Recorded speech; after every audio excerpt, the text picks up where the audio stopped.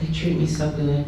All right, they treat me so well. A lot of these have a lot of the same slides. So we created this program. NAMI started off just being for the family member, and then there was so much pull from people like you good people that may not have a family member that we created something called Family and Friends. So if you're a friend of NAMI, this is just our way of sharing our innermost secrets. NAMI started really with just two moms who were having trouble finding services in their state of Wisconsin for their children. So NAMI started in Wisconsin, but then quickly moved to Virginia, which is where we're headquartered. This is what we do. We have education, advocacy, support, and awareness, which is what I'm supposed to be doing today. And why do? We do it because it's so prevalent. It was a time that suicide was the third leading cause of death, which was bad enough among teens, 14 to, the teenage years, 14, 19, 20. But now it's the second leading cause of death. And it's only second to accidents. So we've got to save our children. But NAMI didn't really start for the children. NAMI started with adults. And let me tell you why. Adults over the age of 24, 25, 26, when you don't have insurance anymore and your parents, guess what? There were very little services for adults, and there still are very few. If you're an adult living with a mental illness, first of all, nobody wants to work with you. 68% of the world population does not want to work with somebody that has a mental health disorder. Here's the problem. You already do. You just don't know it.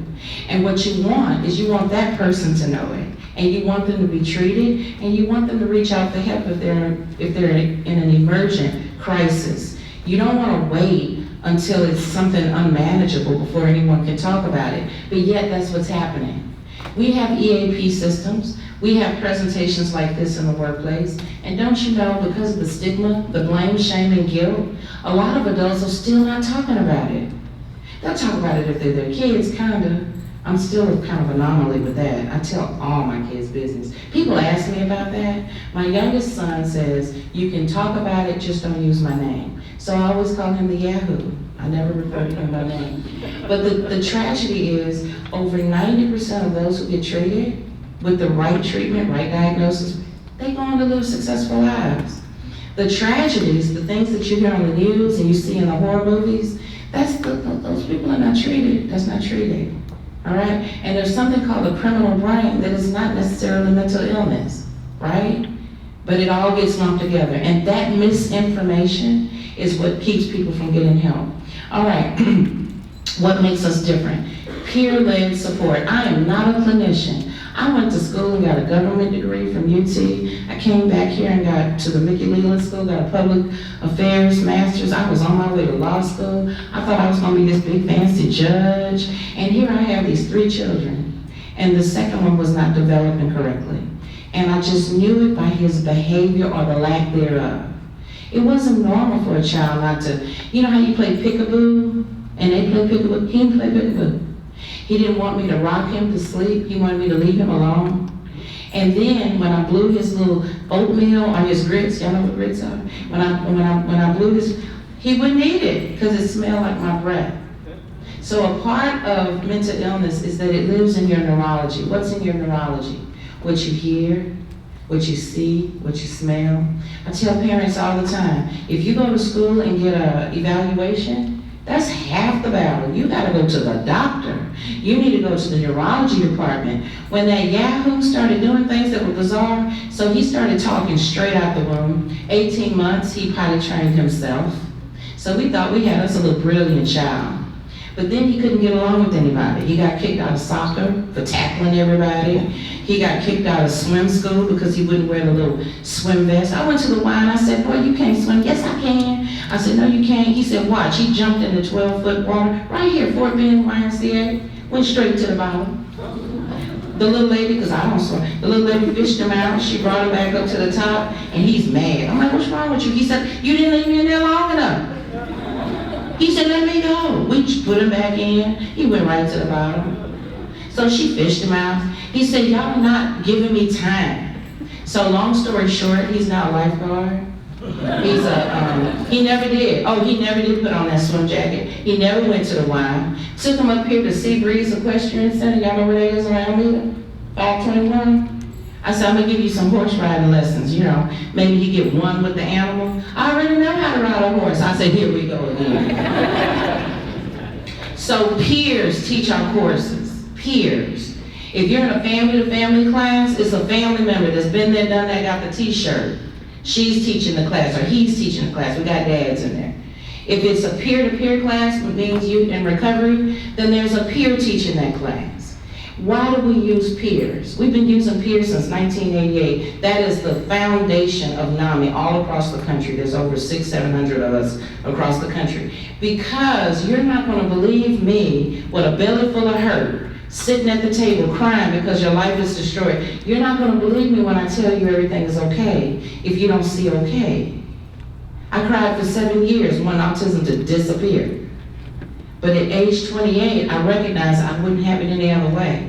My son is a great guy. He's a stand-up dude. He harasses me. I'm looking for a wife. Y'all, he got a check. He got his own check. He got a house. He moves in next month, you know, got 3 bedrooms. You know. So here's our belief system. You are the expert. Why is the family member the expert?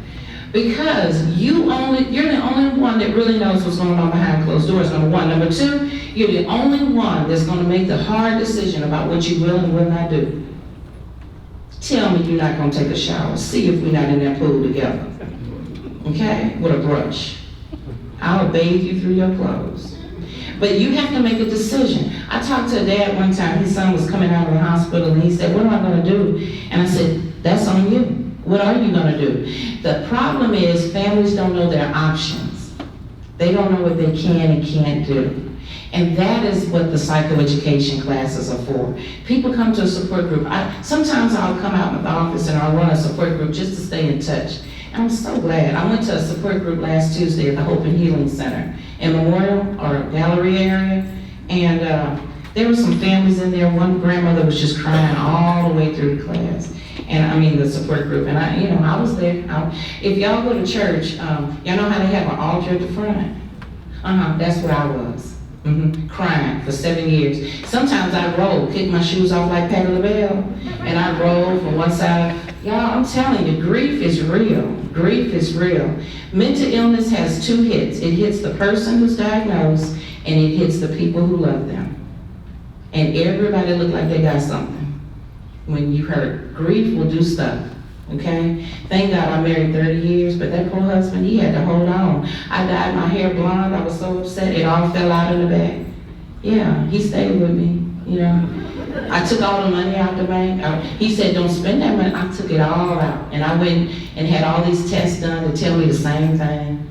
So it takes a lot of patience and perseverance for these families. So have grace for the family. If you're anybody in the school district that I asked that already, yeah, have grace with the families, because by the time they come to you, they're ready to unload everything. And sometimes they're not ready to hear that there's a diagnosis. You don't need to know everything, you just need to know the next right thing. That narrows it down. You can't know, a lot of people feel like it's their fault, I married the wrong man. Do you know an 11th grader said, ma'am, all 3 of your children diagnosed? I said, yes, ma'am. She said, well, do you think you just married the wrong man? And I said, girl, I've been married too long. I said, a lot of mornings you get up and you think you married the wrong person. a lot of days, honey. I said, but if it wasn't this, then it would have been that. And if it wasn't that, it would have been that over there.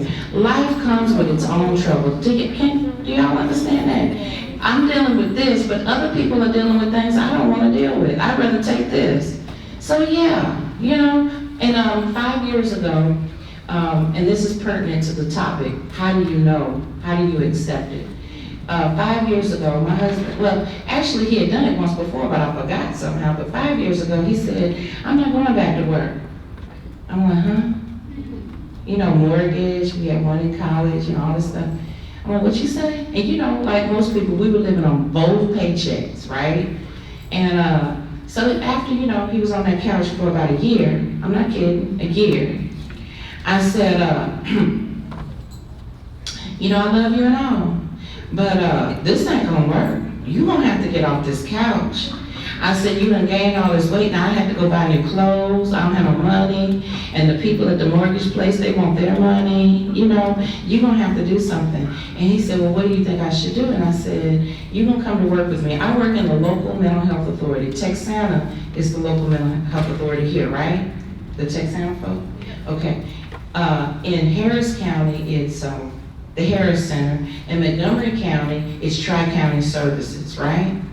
So I said to him, if you want to stay on this couch, because we ain't gonna have a couch or a roof over it in a minute, you're gonna have to come with me to the local mental health authority. By that time, he didn't have insurance. And I said, you're gonna have to get a diagnosis. He said, you think so? I said, I think so. He said, because I was thinking y'all would be better without me. I said, with what insurance? He said, what? I said, baby, you can't be talking like that because you ain't got no money to bury. We ain't got nothing to bury you. But he said, you so crazy. I said, I'm telling you the truth. You know, so then he laughed at me. I said, see them little weird ideas you got? You need to keep running those by me because you're not thinking straight.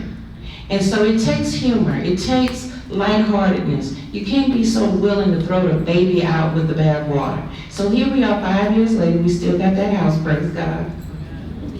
We still got them cars, we still got them kids. Mental health conditions are biological. There's an underlying predisposition. Everybody not gonna get it. You can't catch it from anyone, but some people are just more sensitive than others. And that's okay.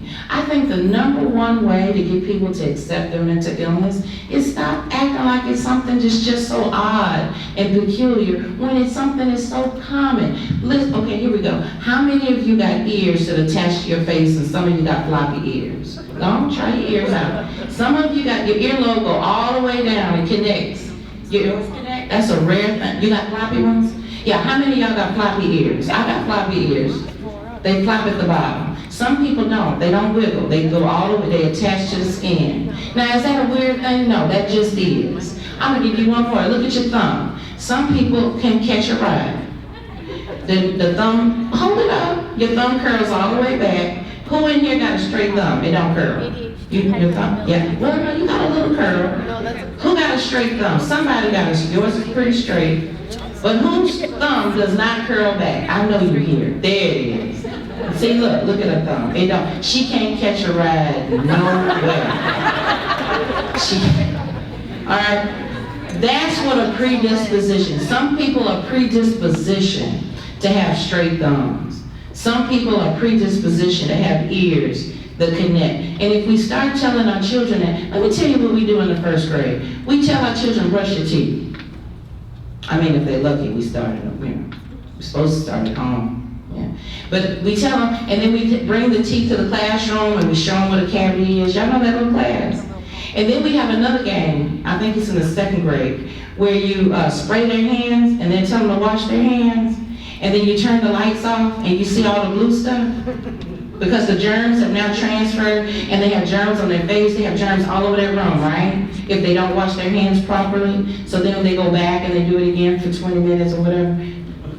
I don't know how long it is. 2 minutes? I don't know how long. So my point is, we should at that time talk about their brain health.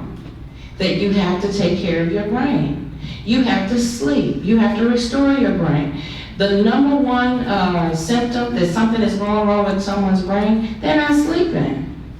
They're not sleeping. I was standing in front of police officers in Crosby, Precinct 2, and I was doing a presentation on PTSD, going down all the signs of PTSD, and every bullet was my husband.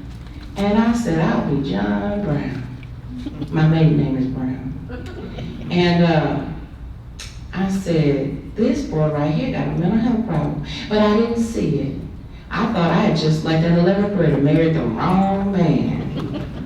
But no, he had a real problem. But he was so high functioning. He was so intelligent. He was buying me things. You know? He was doing all the right things. You know? He's paying the bills. But then one day he couldn't go back to work. And when I sat down with my notebook, I could trace back 7 other little signs over the years that he was struggling. But he was being a good father and he was being a good husband. So So you know that family, girl, I wouldn't be with him if he wasn't working. Were you there when I dyed my hair blonde and it fell out? Were you there when I came home with that first baby going, what have I done? Were you there when I met all the disappointments in life and he was there to put my pieces back together? So I made a decision. That this whole family was gonna stand by him, me and them 3 kids. We were all gonna stand by him. And that's what we're doing today. And I hope he'll be home in November. But he's been really sick. But how do you know? You don't know until you know. What I mean by that is, sometimes it's unwanted, peculiar behavior. But there's a change in that person. It's a change. And listen, the person who's sick, they're sick. That's on them. They gotta get help, you gotta help them and support them in getting help. The question is, what are you gonna do? What are you gonna do? Are you gonna cut tail and run? Are you gonna blame them and shame them for being sick? At 43, I have a brother that died at 600 pounds. And I was young. He was from my dad's first marriage, and so I wasn't that close with the immediate family around him, but they were saying some harsh things. They were saying things like, well, we told him not to eat. And I was just 15 years old, and I said, and I didn't know nothing about NAMI, okay? That was way before me and kids and everything. And I said, you're blaming him, and it seems like he's struggling. And if you cared about him and you loved him, Richard Simmons was that. You remember the little man jumping up and down, the little shorts on? You remember Richard Simmons? I said, y'all need to take him to Richard Simmons, because I didn't know nothing. He got a cruise with $1 meal. Y'all need to take him on a cruise. But what he needed was love. He needed a correct diagnosis, and he needed an intervention. We offer current information about these illnesses. We offer a variety of solutions, empathy and understanding, and information. But after we do that, we walk the journey with you. We have a support group around Houston. Listen, NAMI Texas, there's NAMI San Antonio, North Texas, there's NAMI El Paso. There's NAMIs everywhere. I think there's 30 NAMIs in Texas alone. And many of our programs are now online because nobody wants to really hear all these stories except for y'all and doctors and stuff. But when you go to the Thanksgiving table or Christmas time, people don't want to hear this. You know why? It's painful. It's usually, if you're talking to your family, it's somebody that they love as well. So it's painful. Okay, so I'm gonna have to run through these. So the best way to combat the stigma and get people to accept their diagnosis is know the warning signs. And understand that the family members have just as much grief, hurt, pain, shock, anger, rage, surprise. I went to a funeral yesterday. I was just supporting, it wasn't no one that I knew, but I was supporting someone else. And there was a young man there, about 17. Boy, he was angry. Ooh, he was angry. That's what it appeared as anger. How many of y'all know he was hurt?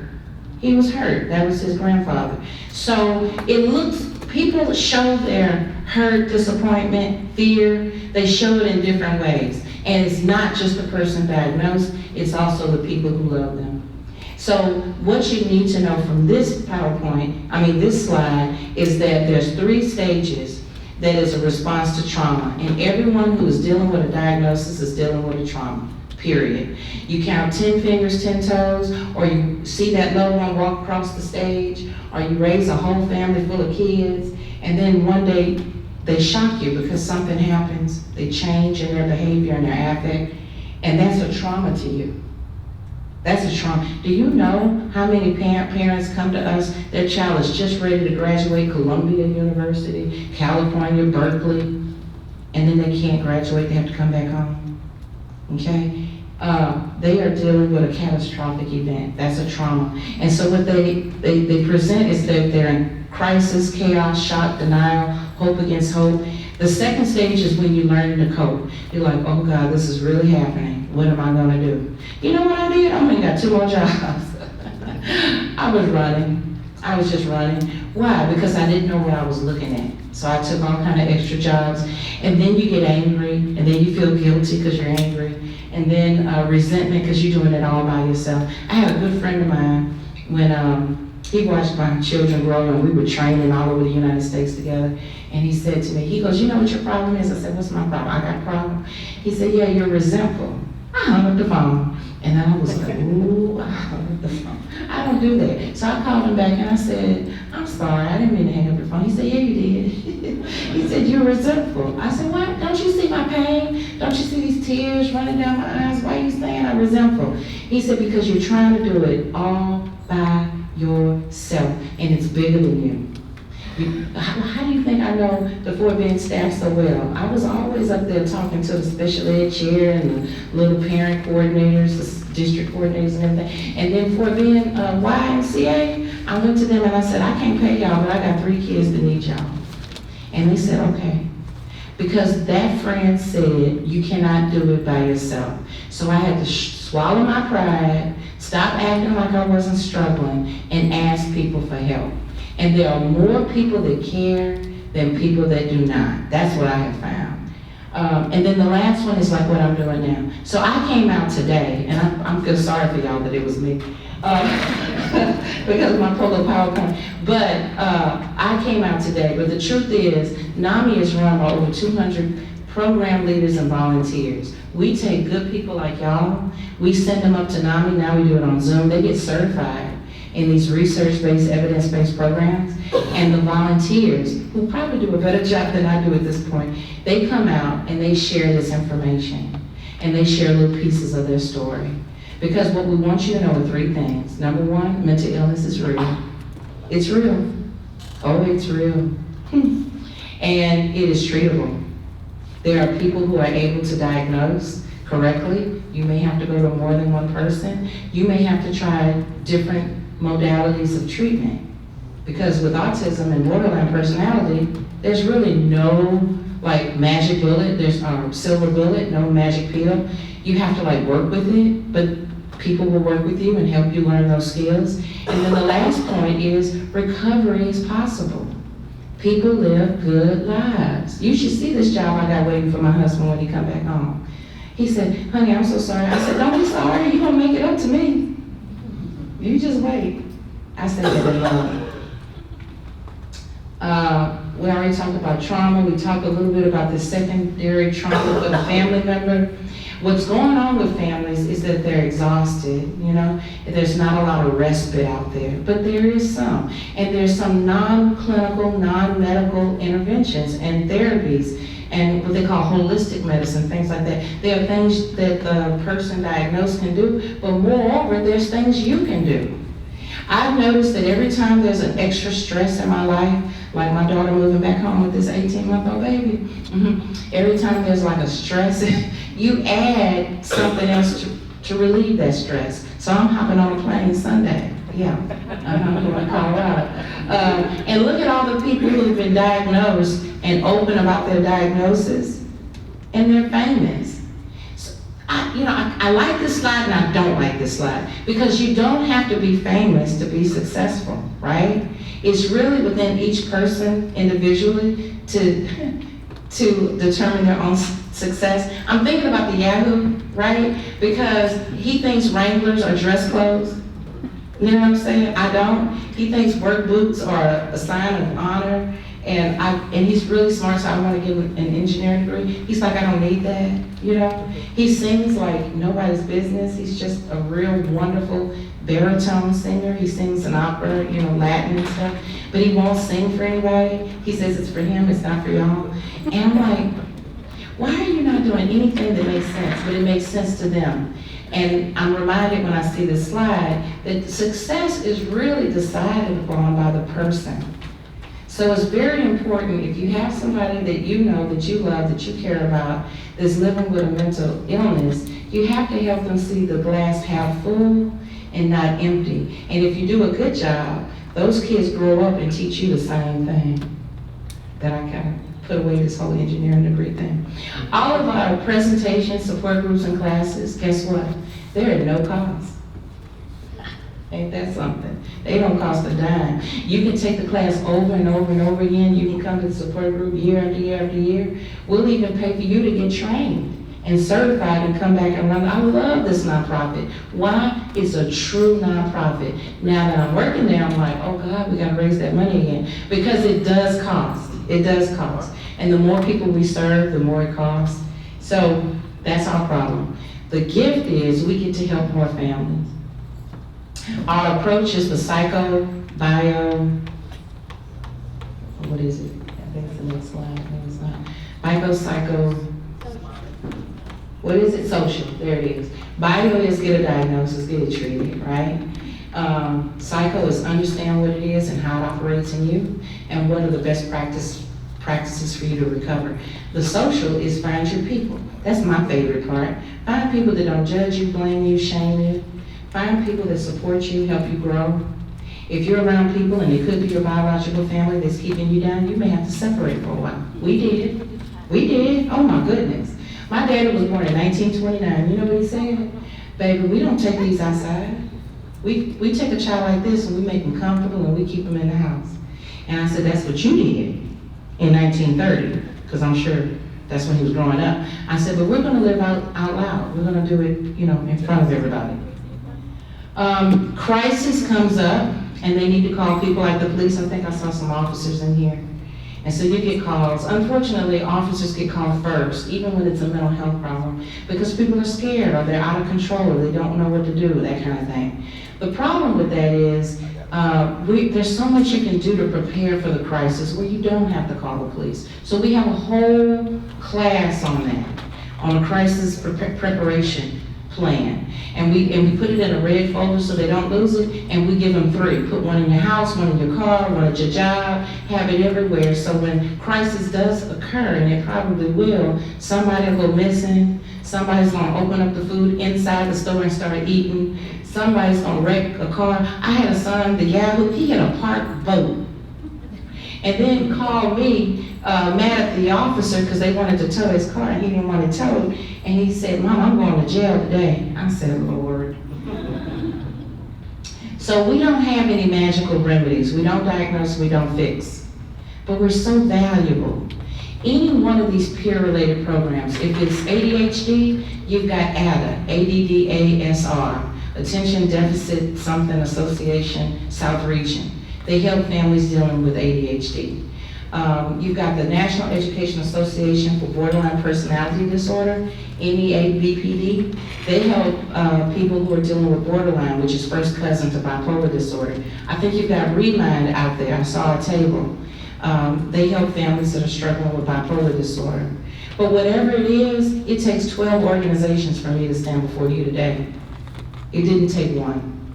It took 12. Which included the doctors and all that. So it's going to take more than, we don't tell you what to do, we just give you the options of what you can look at. And now we have a warm line. The warm line is peer facilitated, meaning they answer the phones and they listen. Because most of the time, people don't know what they're asking for. The impact of the program is profound. Next week, there's a 4-day conference in Colorado for NAMI, which is where I'm going. And thousands of family members, advocates, people in recovery, researchers, clinicians, therapists that will all be there with breakout sessions to support this family. If there was any other illness as prevalent as mental illness, I don't know why there's not more people talking about it. I think what has increased the talk about mental health and mental health support was COVID. COVID kind of brought it out to the forefront. And then again, people sharing their story. But it was people who were like very famous and models and all that. I think it should be more people just like me and you. So if any of you want to get one of these PowerPoints to help encourage people to not only get help but follow through with it and then walk the journey with them, come to NAMI and we'll train you. I would love it if every single person in here took a PowerPoint or some brochures back to their place of worship, back to their job. We went to the district attorney's office and we did a training there with all of the staff, the forensic staff, the investigators, and the attorneys there. And usually when we go, we take a peer that reflects that community. When we go to Baker Hughes, GE Oil and Gas, we take an executive with a story of recovery. When we go and talk to attorneys, we take an attorney or a judge that has a recovery story. You know, NASA, we take a rocket scientist. I talked to her yesterday, and she talks about how she was in a psychiatric hospital in Guatemala. Because we need to understand that it's not your mental picture. Usually people think it's somebody under the bridge, it's somebody homeless, it's somebody who wasn't cared for. That's not what mental illness looks like. I wish I had my family up here, I don't. But if you want to follow up with us, this is how you get in touch with us. I will say this, depression, of course, it can be elusive because it can look like you're sad or withdrawn, but it also look like rage, you know? All of these different diagnoses have symptoms, but if you're close to someone, that's not what you're gonna see first. What you're gonna see first is somebody who was doing X, Y, Z. They were playing golf, they were playing basketball, they loved video games, they were outdoorsmen, and then bam, they're the opposite. So when you see a remarkable change in someone's behavior, an adult, then they're starting to be secretive about what's really going on because they're afraid of what you're going to think of them. Give them the space to open up and talk to you. I usually draw a cross on a piece of paper, and I put down thoughts, feelings, emotions, and behavior. Why? Because thoughts drive emotion. Emotion drives behavior. And then if all three of those things are acting up, then that person is going to start looking like something's wrong. And then I let people know what I see. I see this. You're not coming home at night. I see this. Your children don't even see you anymore, or whatever. You know, you're crying all the time. And then I'll just tell them what I notice. And then I fold up that piece of paper and I give it to them, and I say, take it to your doctor. Take this to your PCP, your primary care physician, and tell them your friend said they noticed these things, and see what they say. Okay?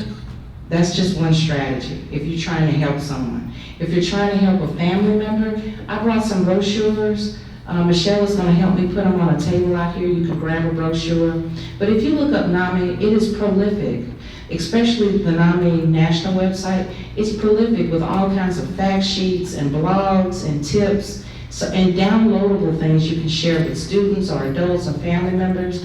One of the things I brought with me today, and I'm going to put it on the table, is something for officers or frontline workers like nurses, teachers, fire, EMS workers, because there's a platform called Frontline Wellness that is free.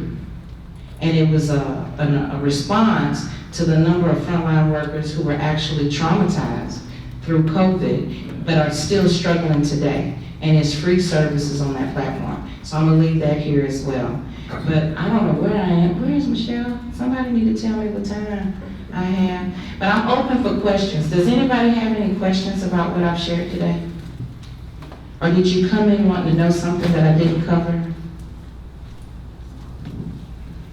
Okay, yeah, we have 15 minutes for Q&A. Oh, okay, I'll leave it up there. Does anybody know anybody that's struggling, that has a mental health problem? Did you ever have trouble talking to them or convincing them? Let me just say this too about parents and children. Not such a good idea to say something like, I think your child has a mental health problem. That's not going to be met, you know. You have to start with the signs and the symptoms that you see, and then, you know, encourage them to get their primary care doctor to look into that. No questions?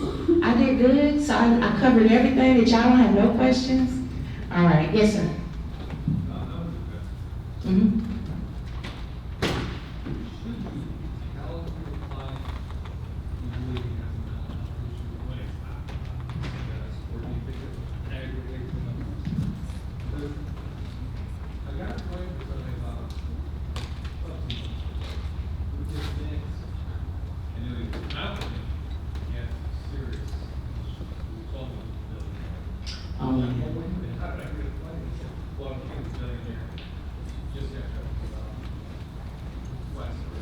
Sure. And then this is next Monday, because somewhere in the Right. and officer got my help. Sure.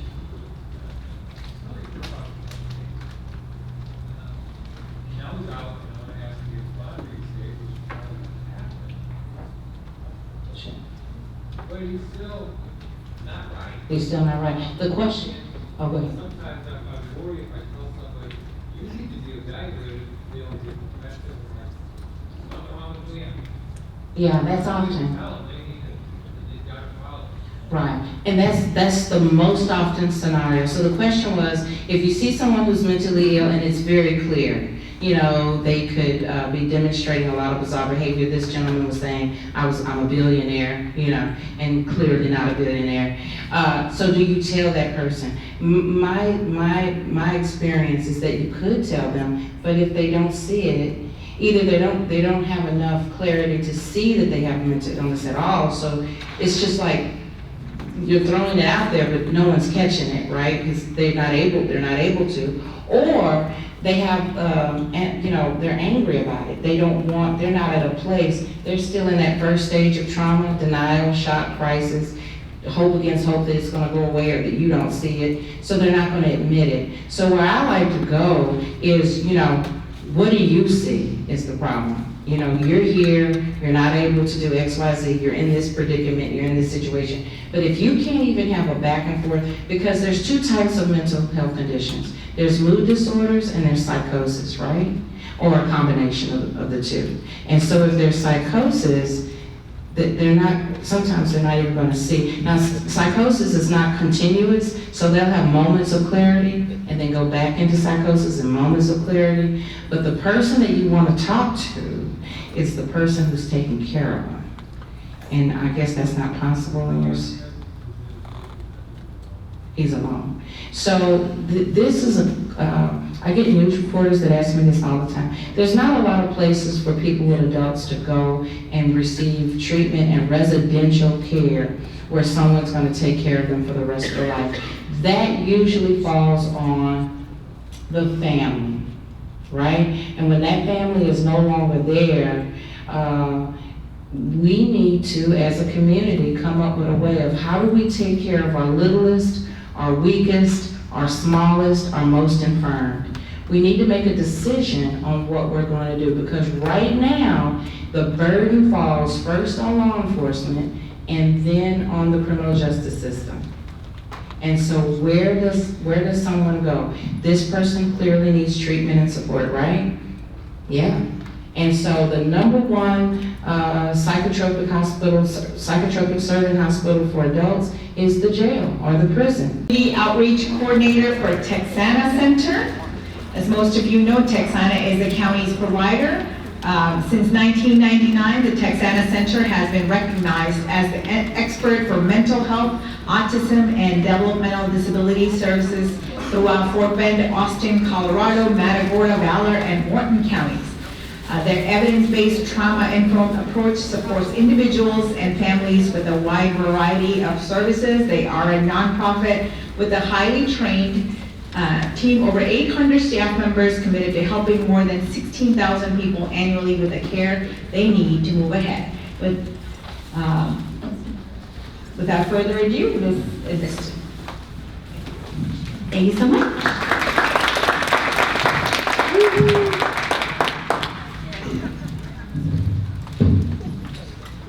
Okay, how's that? Everybody hear me okay?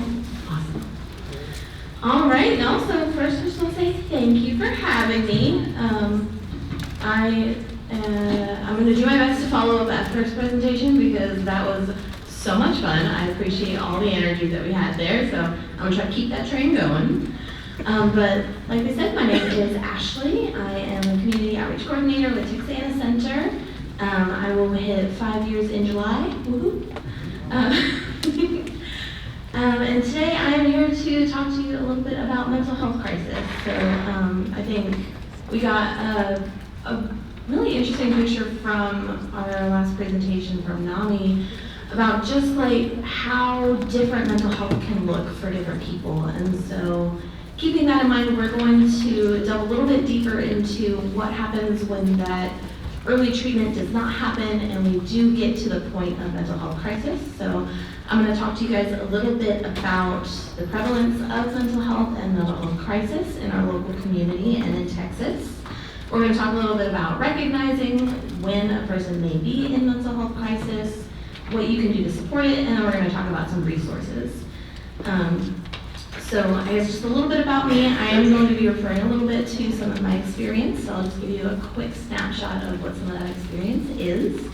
So I have, like I said, been with Texana for almost 5 years, but within a few different capacities. So I started out in a direct care role where I did case management with adults, mostly in the Rosenberg area, but I worked out of that Rosenberg clinic.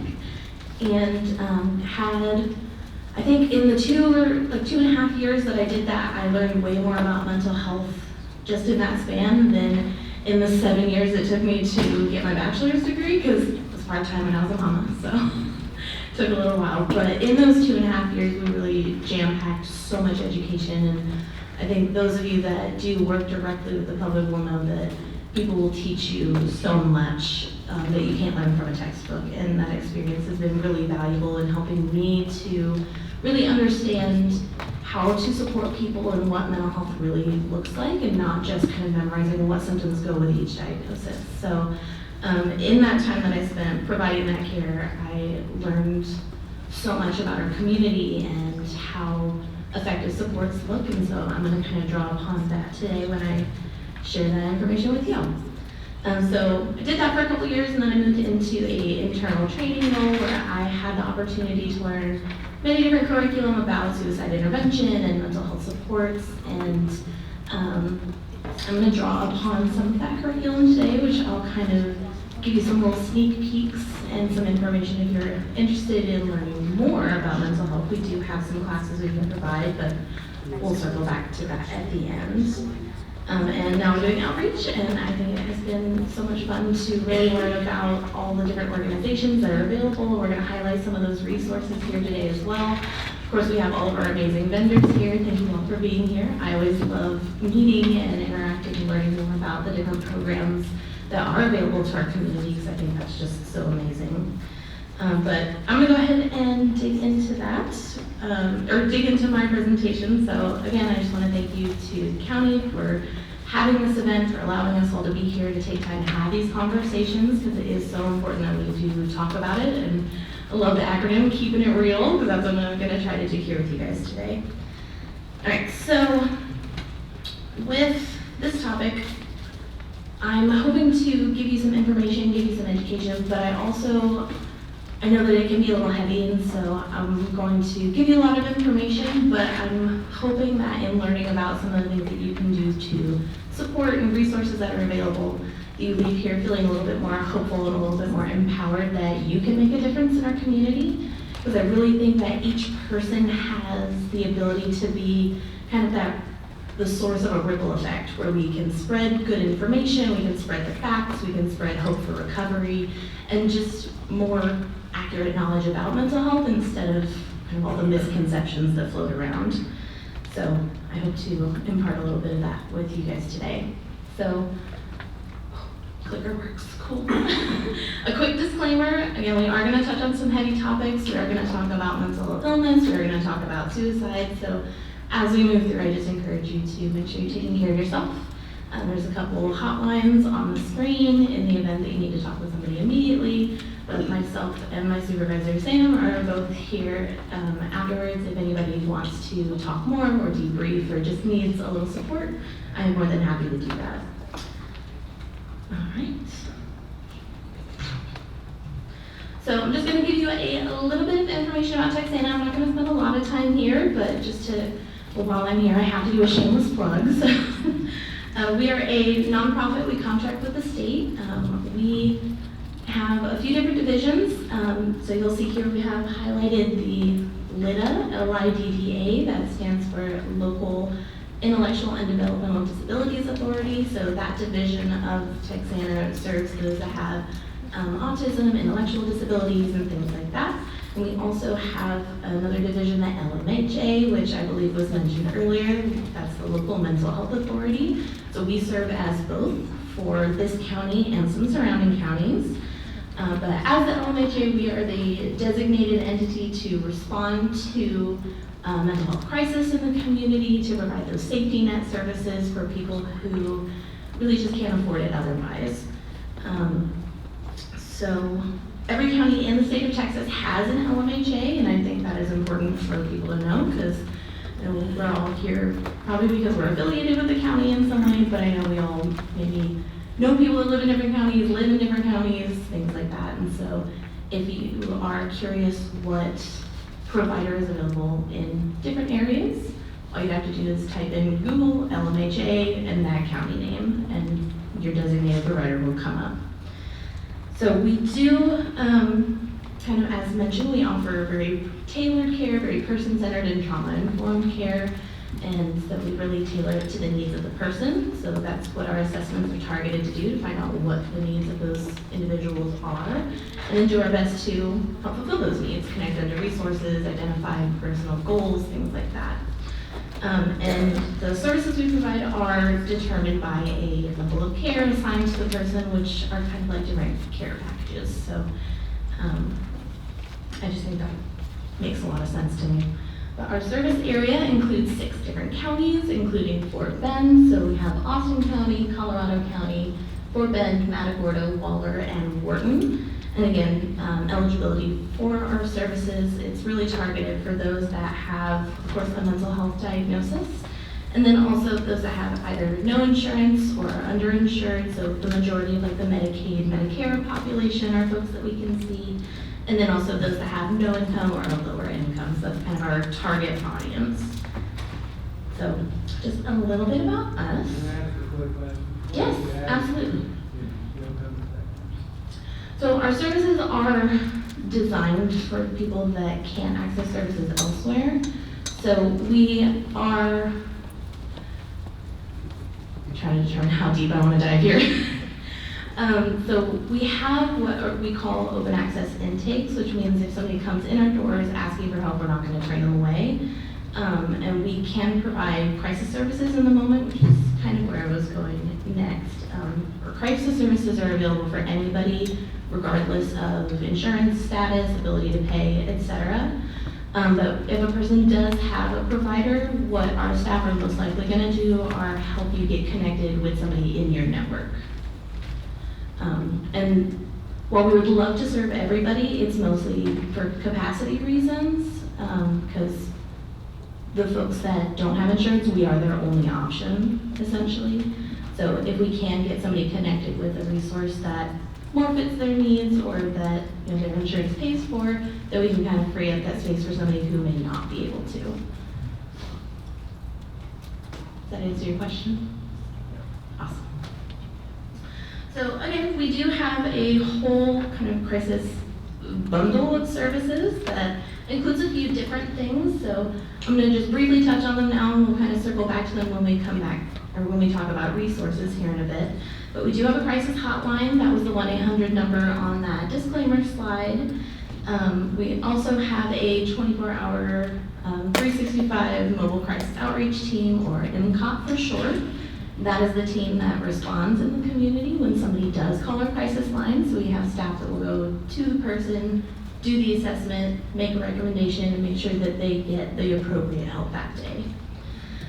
We also do work with Fort Bend Dispatch, so we have a couple of staff that are actually in the 911 call center, so we can divert some of those mental health crisis calls kind of as they're coming in there, which I think is so cool. I'm glad we get to work with the county in that way. And then we do have some MCOT staff that do ride-alongs with our marvelous CIT team, so thank you all for that.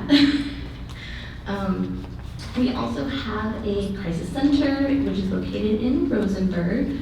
And that is it's supposed to be this kind of stabilization unit is the term that they like to use. So it's akin to an inpatient environment where a person can come and stay for kind of average is like maybe 2 to 7 days, and just kind of get that assessment, get a diagnosis, get started on medications, and really just get some intensive supports to help them get through difficult times.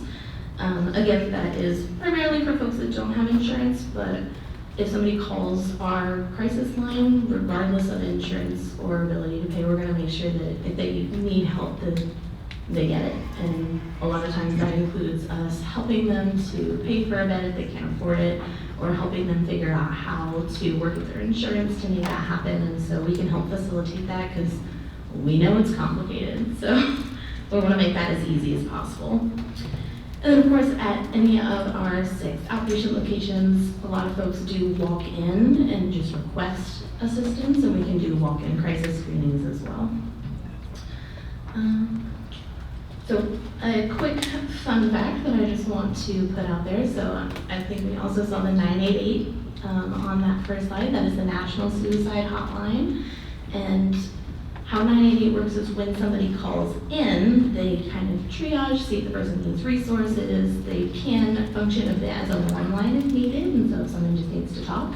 But if it truly is an immediate crisis, they divert to the local LMHA, which is us.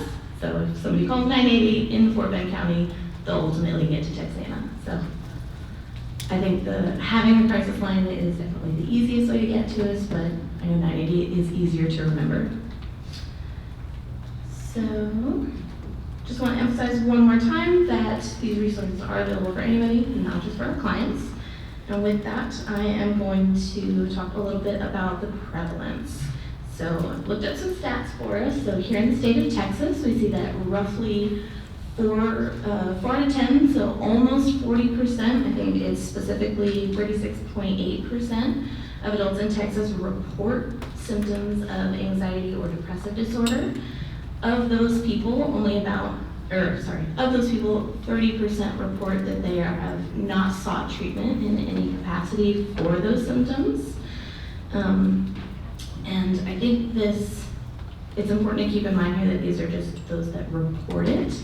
And so, kind of like our friends at NAMI remind us that stigma is still very present, that fear of judgment can really get in the way of folks seeking out that treatment, as we kind of see by these stats, but also it can prevent people from reporting that they're experiencing those things. So it's likely these numbers are higher. And these folks that do experience these symptoms and don't reach out for help, these are going to be the folks that are at higher risk of having a mental health crisis. So I just want to highlight that there are a good number of them in our communities. So we may be thinking, why are they not asking for help? We'll talk about barriers here in just a moment. But that 988 hotline that I was just talking about, I want to show you a little bit about how much it's being used here in the state of Texas. So we saw that, and I'm talking about the graph that is, what direction is that for you? The one on the right, the one closest to me on this side.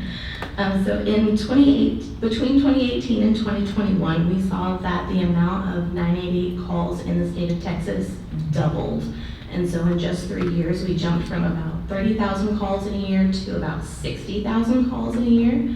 So we are definitely seeing that Texans are reaching out. They are in need of support, and they're thankfully using the support, and because they called, they likely got that assistance.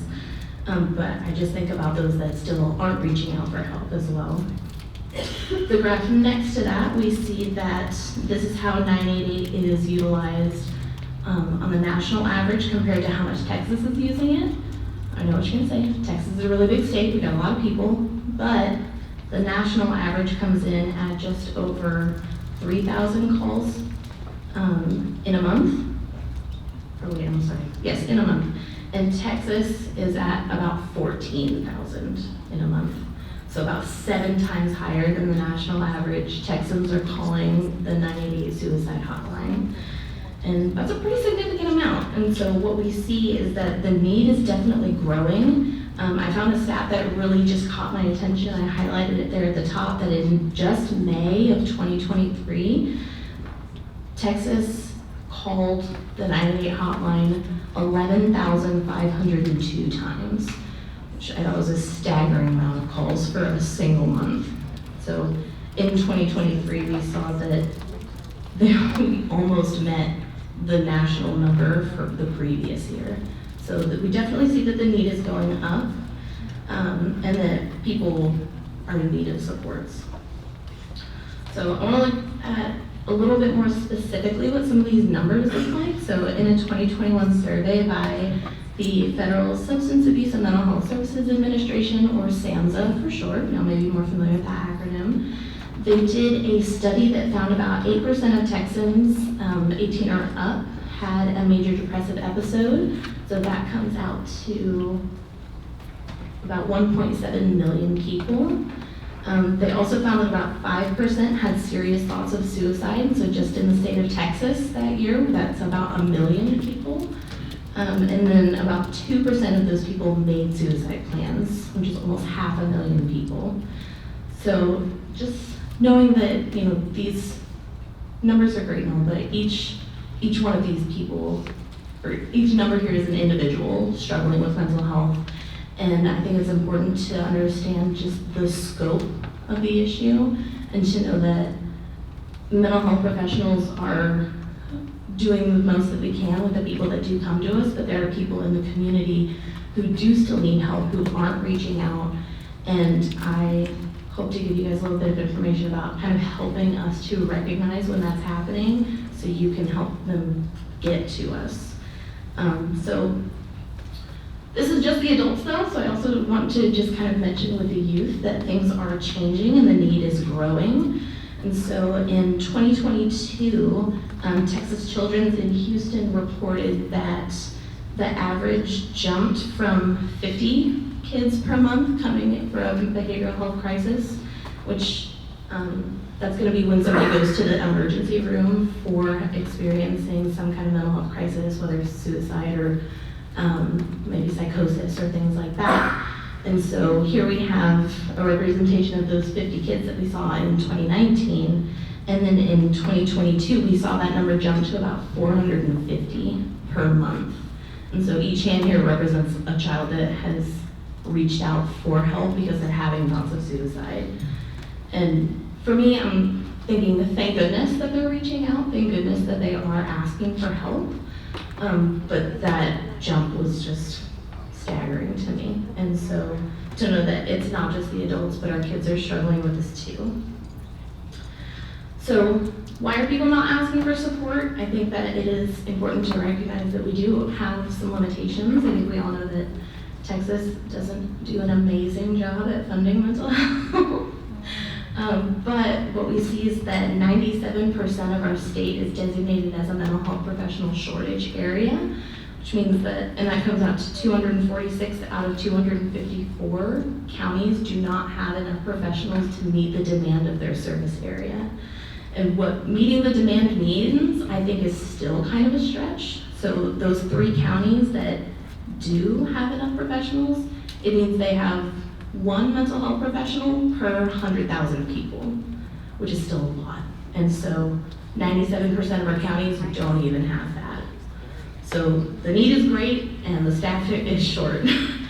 But I know I'm painting kind of a bleak picture here, but I, again, am here to kind of inspire you guys and empower you with some information so you can kind of help get those people to the right places, because there are resources out there that are just not being accessed. So what I would like to do is kind of talk about some of those barriers now.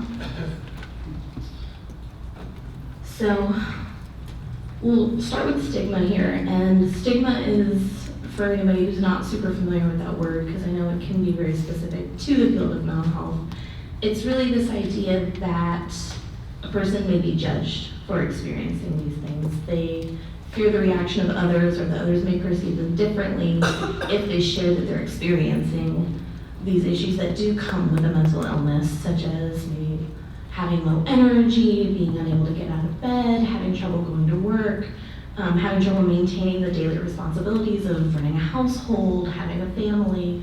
All these things can be very difficult when a person does experience mental illness. And so that can create feelings of guilt and kind of self-judgment, and that is just amplified by that fear of being judged by others.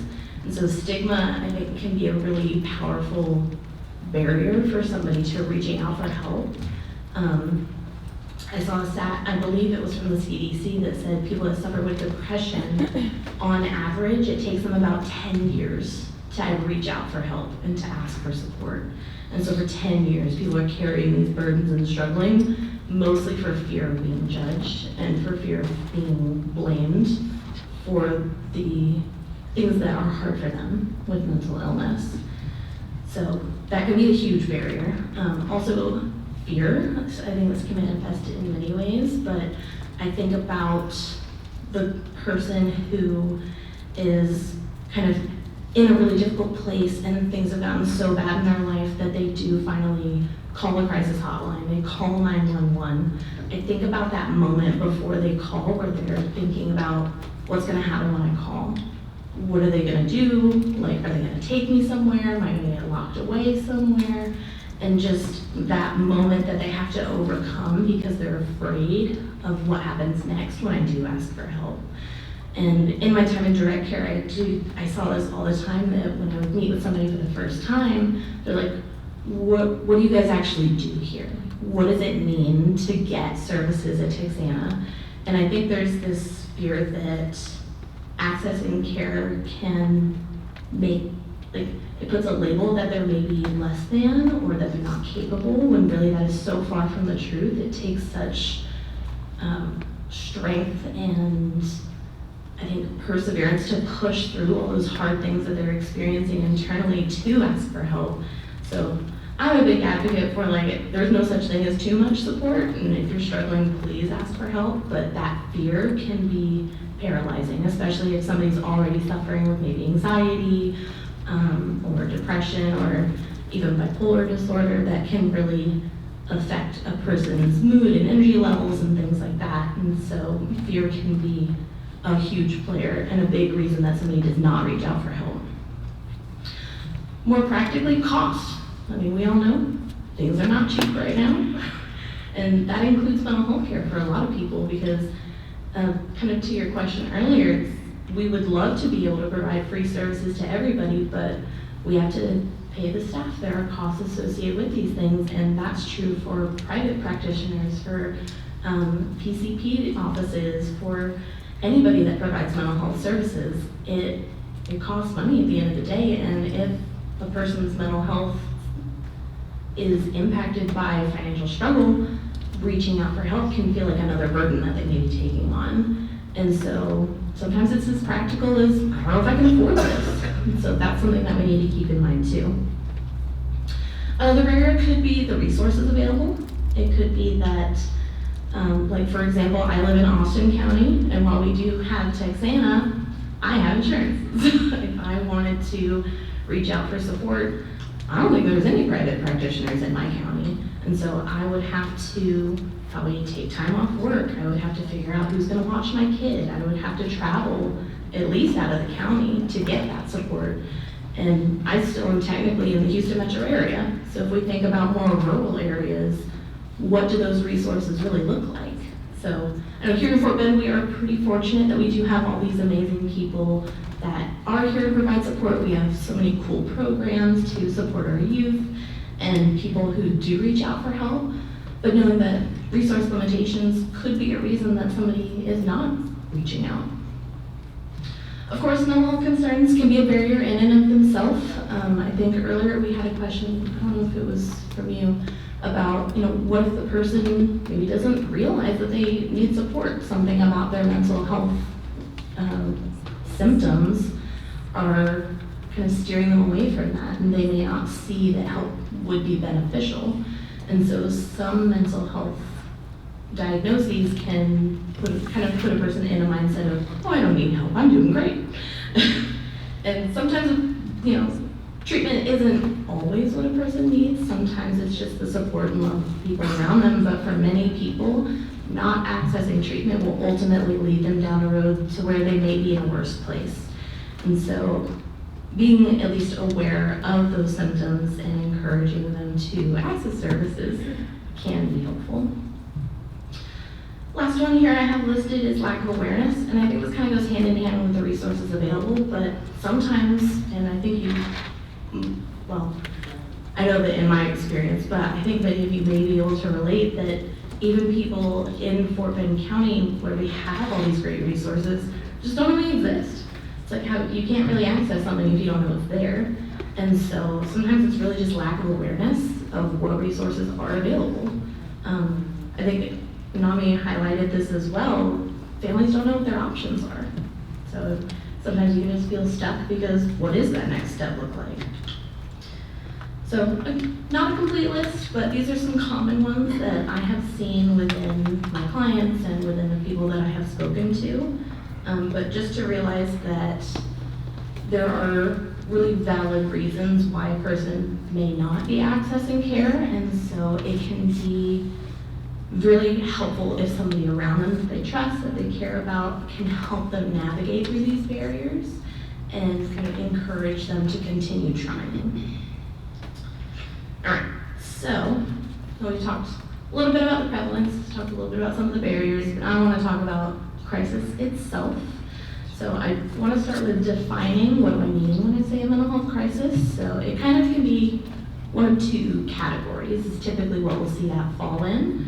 And we'll see that we categorize it as a mental health crisis when the person is at risk of harming themselves or others, or when a person is so symptomatic that they can't care for themselves.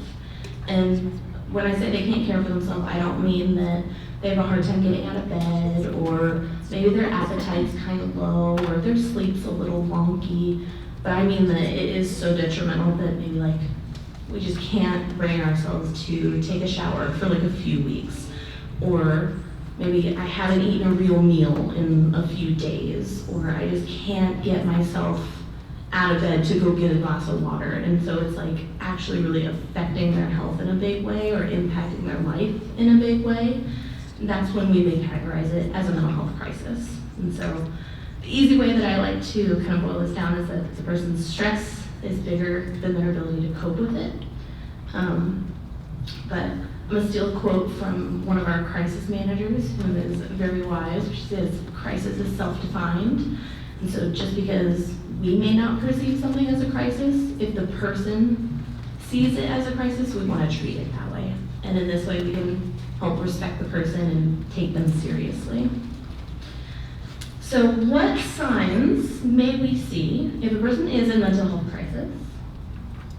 We can see many different things. And again, this is not a comprehensive list. We could see other things because crisis looks a little different from person to person. But these are some common ones that I have seen and others. So we see that a lot of times it can look like isolation. It can look like pushing people away. And it can look like lashing out. And for some people, that act of pushing other people away can feel protective. It's like if nobody's close to me, nobody can hurt me. Or nobody cares about me, they don't want to be around me anyways. And so these are some of the thoughts that a person may experience when they are isolating and pushing people away to care about them. I think it was also mentioned earlier that sometimes depression looks like anger, and this could be a manifestation of that. So, sorry, just making sure I'm with my notes. So it can look like pushing people away. The really obvious times are if a person directly tells you like, hey, having thoughts of suicide, like that's pretty clearly a crisis. But if we hear anything that kind of indicates they may be making plans, maybe like, oh, it won't matter much longer, those kind of things can be indicators that they may be making plans. And then, of course, consistent self-harming or self-medicating. These are typically more utilized as coping skills, but for somebody who's not trained to manage that, I encourage you to just treat it as a potential crisis, because while these things may not be intended to take their life, it could easily get out of hand. And so if something like self-harming or self-medicating is actively happening and you're concerned for the person's safety, I would encourage you to just treat it as a crisis, and we're going to talk about what that response looks like here in a moment.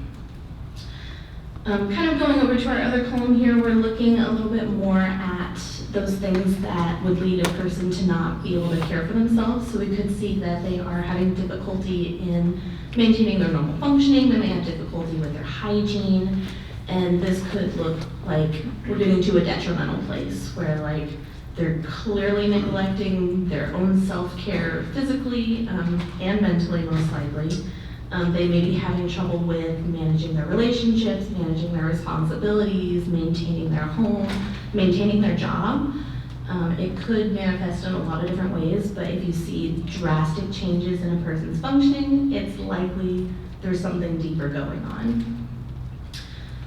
I do want to highlight this one here, intense changes in mood. So I think when people think of mental health crisis, they typically think of a person going from kind of doing pretty well, doing okay, maybe even happy, to kind of the opposite. They either become very sad, they become very angry, they become like forlorn and withdrawn. But it can be true for the opposite as well. So if we know somebody who has been like very sad, very low energy for a while, and then all of a sudden it flips the other way, they become very happy and high energy. For some people, that could indicate that they have made some kind of decision to end their life. Not always, but I think that's a sign that people don't know to look for. And so if we see that happening, it could be that the person is maybe looking forward to, they won't have to deal with the situation anymore, they won't be suffering anymore. And so it can feel like a little bit of a relief once they've made that decision. So that could be an indicator, even if they're flipping from very sad to very happy, that something else is going on. And then again, these last two here, psychosis and paranoia, they can put people in dangerous situations. So not every time that we see this, it'll be a crisis, but that's why we have mental health professionals. So if we see that these things are going on, it could be a good idea to get a mental health professional involved so they can gauge if it's threatening the person's safety and if they're okay to continue functioning on their own, or if this is something where they may need immediate supports.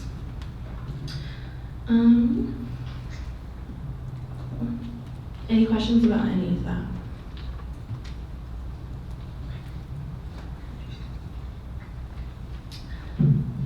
So now that we know a few of the signs, I'm going to talk to you a little bit about this idea that some of these signs are outwardly observable, but some of them are not. And a lot of things on this list, I'll go back for a second, but this could be a sign of many different things. It could be that the person is having a bad day, could be that they're sick, could be that they just want to be left alone, they're really stressed right now, or it could be an indicator of a mental health crisis. So if somebody that I love is withdrawing and very irritated, how do I know the difference, right? My suggestion to you will be to just ask the person, ask the question, open the door to conversation, and a lot of times when somebody is suffering with mental health concerns, they are kind of waiting for somebody to open that door to conversation because of that stigma, because of that fear. It's likely they've kind of been mulling this over for a while, and so to have you open that door for conversation can kind of give them permission to talk about it. So my best tool is always to ask, because there's no harm in asking. I often refer to this as the power of noticing.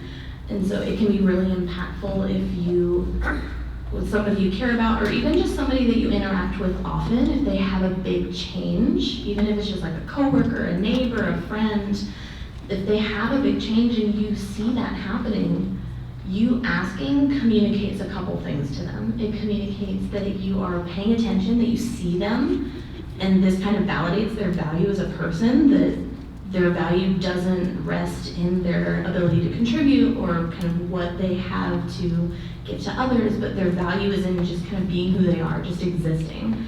And I see that you are suffering, I see you're having a hard time, and by asking, we are showing that we care. We care enough to ask. I went out of my way to ask you because I want to make sure that you're okay. And so by noticing and asking, we are like unconsciously sending a really big message that I noticed and I care. And so I think that that in and of itself can help a person to feel less alone. A lot of times mental health can make a person feel really isolated. It can make them feel alone, even if they are surrounded by people that they love, but they'll feel like nobody really gets it, even though there are so many people that could relate. And it's just difficult to start that conversation sometimes. So my suggestion to you is if you see something going on, to just take a moment to ask about it. And so I want to give you a few tools to do that, but I also want to acknowledge that there are real reasons why people don't ask, but I want to address some of those things today. And so there are real reasons why people don't ask, and I have a few listed here, including, again, fear on our end. You know, if the person's having a mental health struggle and I ask them about it, they tell me, yes, I am having a mental health struggle, well, what the heck do I do now, right? It's like, a lot of us may not have the training, may not have the knowledge or education to know what comes next, but that's okay, because I'm here to tell you, you don't have to have all the answers. You can just kind of be there as that first line of support. And so I think people also don't ask because of stigma. It's still kind of taboo in some maybe cultures or some families or some groups that like, hey, we just don't talk about that. And as much as I definitely want to respect that, you know, that's not an easy conversation, but it can still save a life if we do ask about it, and it can help somebody get the support that they need, and to know that somebody that cares about them is not judging them for what they're experiencing can help them overcome that.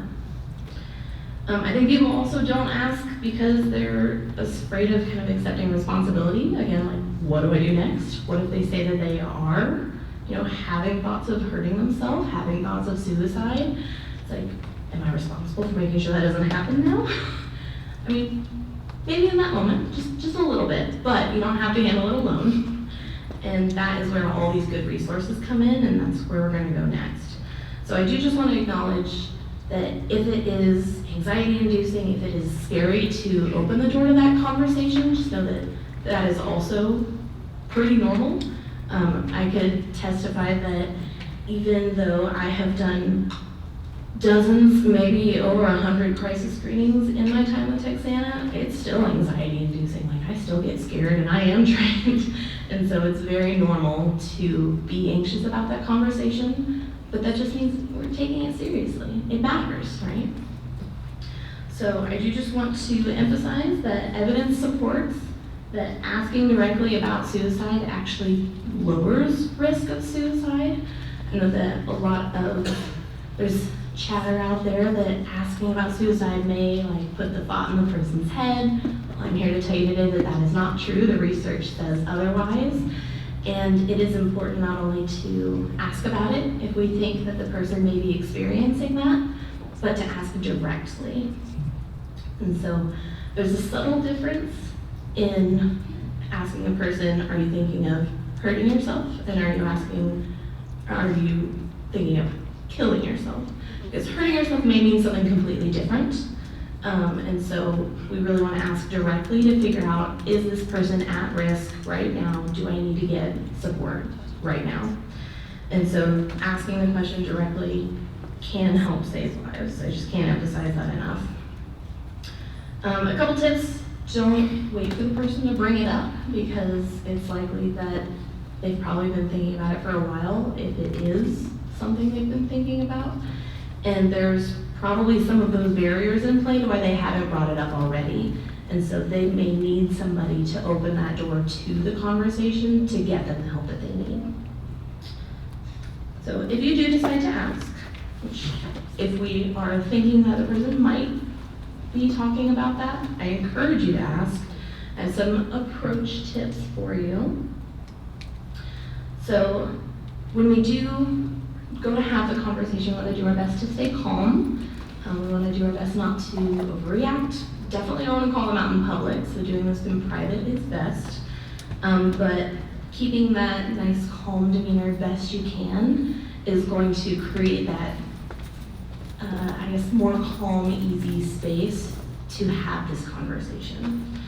And the easiest way to start this conversation, and I think Nami touched on this as well, is that we can state the facts. Like, this is what I've seen. I've seen these changes in you. Are you okay? Do you want to talk? Like, is there something going on?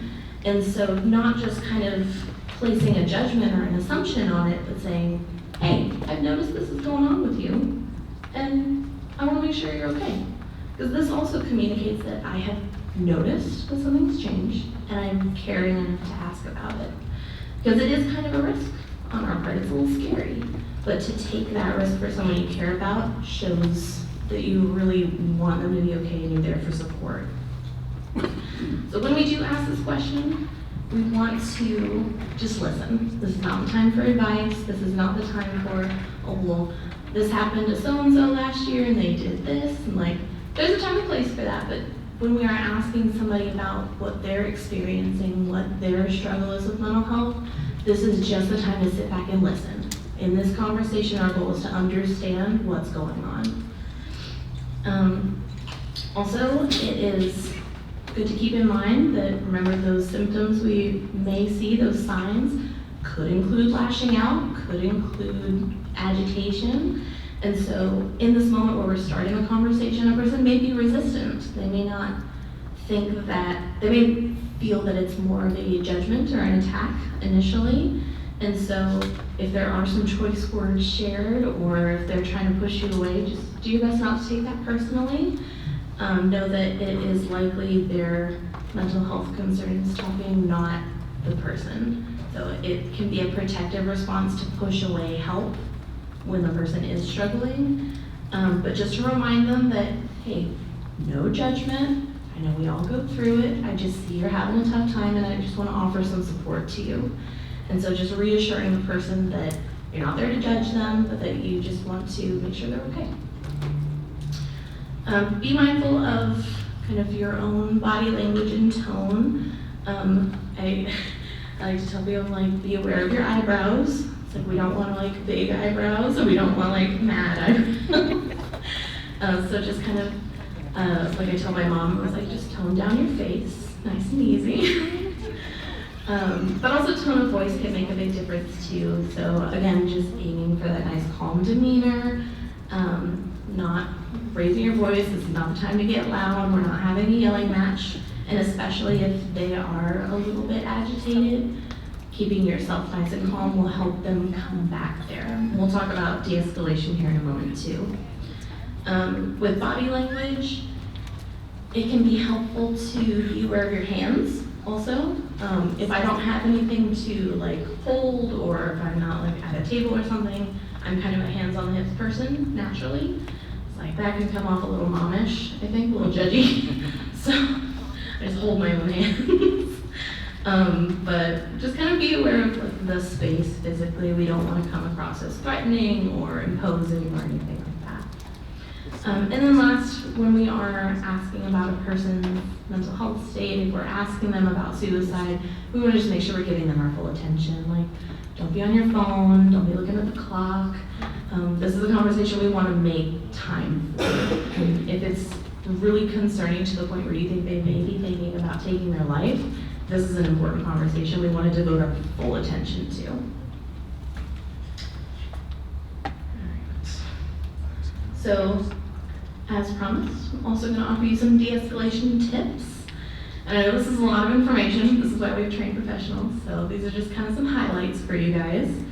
But I'm just kind of going to run down the list here. So making sure you stay respectful. Again, we're not judging the person. This is a good time before it's like I can accept what's happening, even if I don't necessarily agree with it. It's like I don't have to support the choices that led you to this place, but I can support you as a person, right? But now's not the time to tell them that, like, well, if you didn't do this, you wouldn't be here, because that's not helpful right now. So just making sure we stay nice and respectful. Again, stay calm as much as you can. Minimize those distractions, giving them your full attention. And giving the person space can be really effective. So it was interesting, I saw one, like a long time ago when I started doing crisis, I saw the difference between what it looks like to have a conversation with somebody facing like head on and then kind of like angled to the side. And it's so much less threatening and judgy to just kind of like open up the space and not just be head on. I don't know what it is about it. It's something unconscious, but I think just like that head on stance is a little bit more aggressive, a little bit. So that could be helpful to just kind of be aware of the space. Where are you? Where are they? And making sure that they have enough space that they don't feel crowded. So we're definitely not restraining a person. I mean, unless it's your job to do so. I do want to highlight this active listening here. Because I think that, in our day-to-day, we hear a lot of things, we listen to a lot of people, but what does it mean to actively listen? And so active listening means that not only am I hearing the person, but I am totally in the space of I'm just trying to understand. And so this can look like using what we call reflective statements or reflective questions to clarify with the person. And so those sentences often begin with, I hear you saying this. It sounds like this is what's happening. Is that right? And so kind of offering little summaries now and then to let them know that you're hearing what they're saying and that you understand what they're saying, that can be really helpful. So a lot of times when a person is having a big emotional reaction, like they're angry or they're sad, when they calm down, most of the time they'll say something to the effect of, it would have been better if somebody just listened. Somebody just listened to what I had to say. And so we can give them that. We can let them know that, hey, I hear you and I'm taking you seriously. This is what I think you're saying. Tell me if that's right. Because that also gives them the opportunity to correct or clarify if you did misunderstand something. We can also provide empathetic statements, and I think that this paired with active listening is like the beautiful golden treatment we're all aiming for as mental health professionals. Because an empathetic statement just kind of echoes that, hey, I see that you're upset. I would be upset too in that situation. And so it's acknowledging those hard emotions that are most often what people are trying to hide when they're having a mental health concern or when they're in crisis. It's like maybe they feel like they can't express how sad they really are about something or how stressed they really are about all the demands in their life or how angry they are about something. Or kind of like what we were talking about earlier, how much they're grieving something. Maybe they've lost something important to them.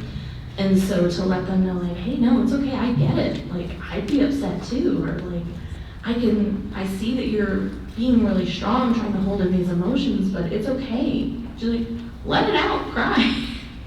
And so just kind of providing that empathy, connecting with them over those emotions can be really powerful too.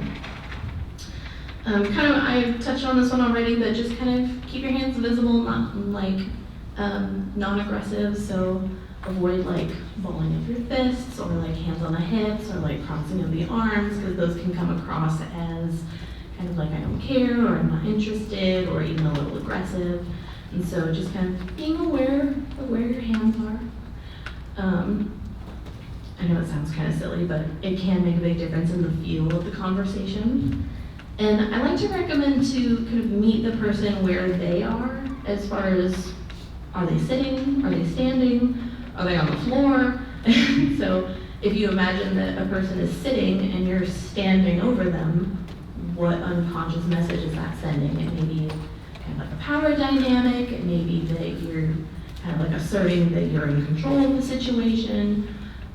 So just kind of meeting them where they are. So if they're sitting, sit with them. If they're standing, stand with them. Yeah. Another tip that I just like to include is that silence can be really powerful.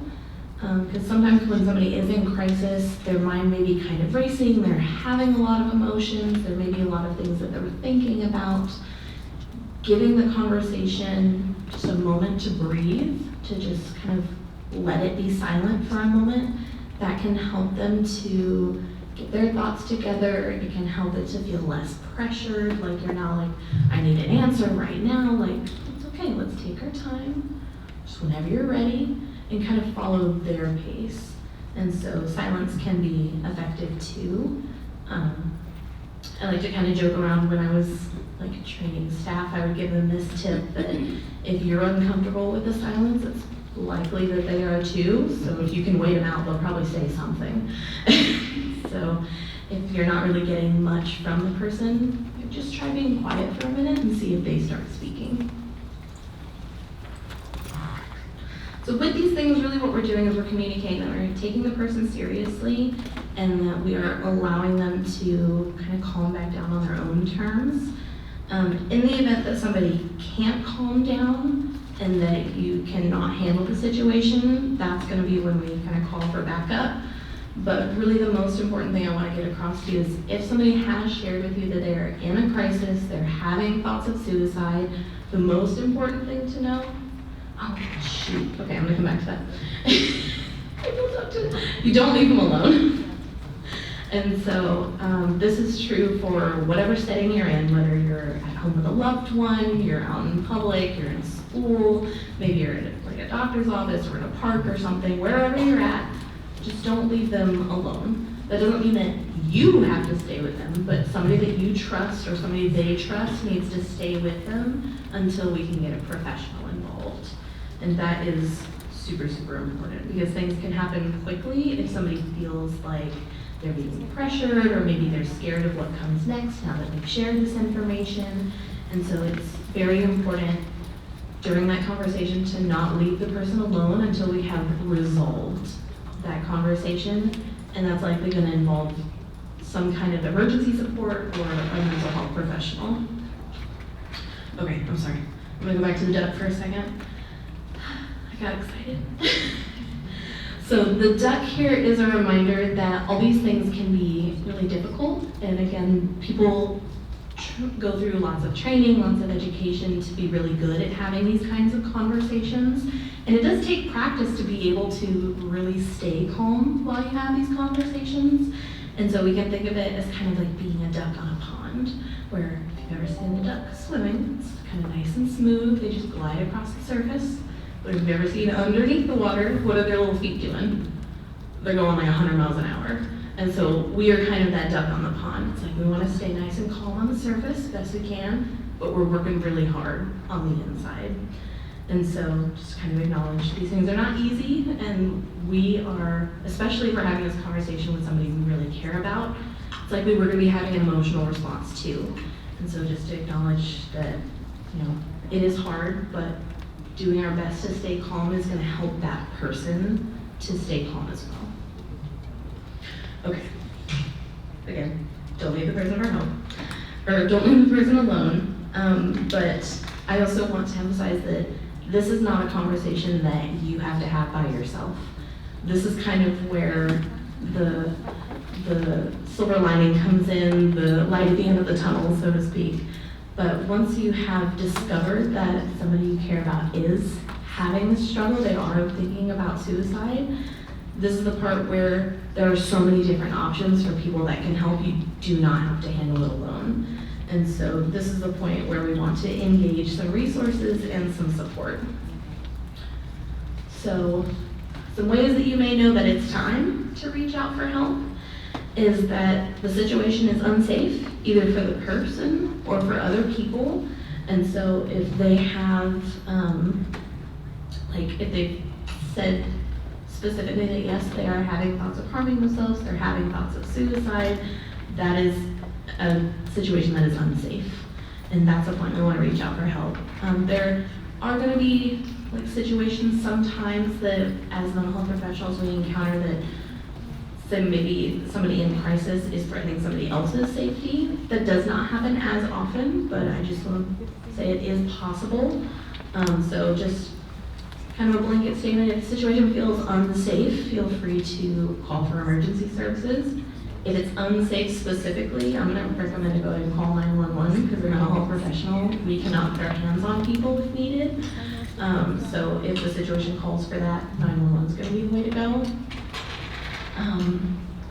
But some things that may make a situation unsafe is if there's any active threats right now, if there are any weapons that are being brandished, but also if somebody has maybe already ingested chemicals, drugs, medications, whatever that may be, they may need medical support. And so if the situation is unsafe in any way, we're going to go ahead and call for help. Again, if the person has expressed they're having suicide thoughts, or just if you are at the point where you feel like you can't handle the situation anymore, for whatever reason, it's beyond your scope, this is beyond what I know how to do, don't be afraid to call for help. That's why we're here. It makes me think about, I think there was some kind of campaign in Houston a few years ago where I remember a billboard. It was don't call 911 unless it's an emergency. I don't know if anybody else has memories of this, but I think that kind of mindset is not applicable to mental health. Like, even if it's not an emergency, if we think that it could be, go ahead, just call the mental health hotline. We are happy to come out and do a screening and make a determination. We know that it is not in the average person's skill set to be able to gauge how safe a situation is. And so we want to be the ones to help you make that call. So just encourage, don't hesitate, it's okay. You're not gonna get in trouble if you call the crisis hotline and we come out and they're not in crisis, that is A-okay. That happens all the time. It's also very okay to include other people that care about the person. So if you know they have maybe like a spouse or a sibling that's really involved in their life, friends, etc., feel free to get them involved as well. Because again, I'm a big advocate for there's no such thing as too much support, and this person is likely going to need to be involved in the process anyways. So who are your options when you're calling for support? We have quite a few of them, which is super cool. Here in Fort Bend County, we are very lucky to have so many options. So I just want to highlight a few of them. So of course, emergency services, 911. Everybody knows this number. Comes down to it and you don't know what else to do. If you call 911, they'll get you to the right place. I'll advocate again for CIT. Our mental health officers do a wonderful job, and their presence in the community, I think, is really felt. I know that I've heard good things from our staff and our clients, that they are very sensitive and that they do a really good job. So 911 is definitely the way you want to go if the situation is unsafe. But if we aren't calling for a mental health crisis, you can ask for a mental health officer to respond. So of course we also have the Texana Crisis Center. Here we access that through the crisis line, which is just below.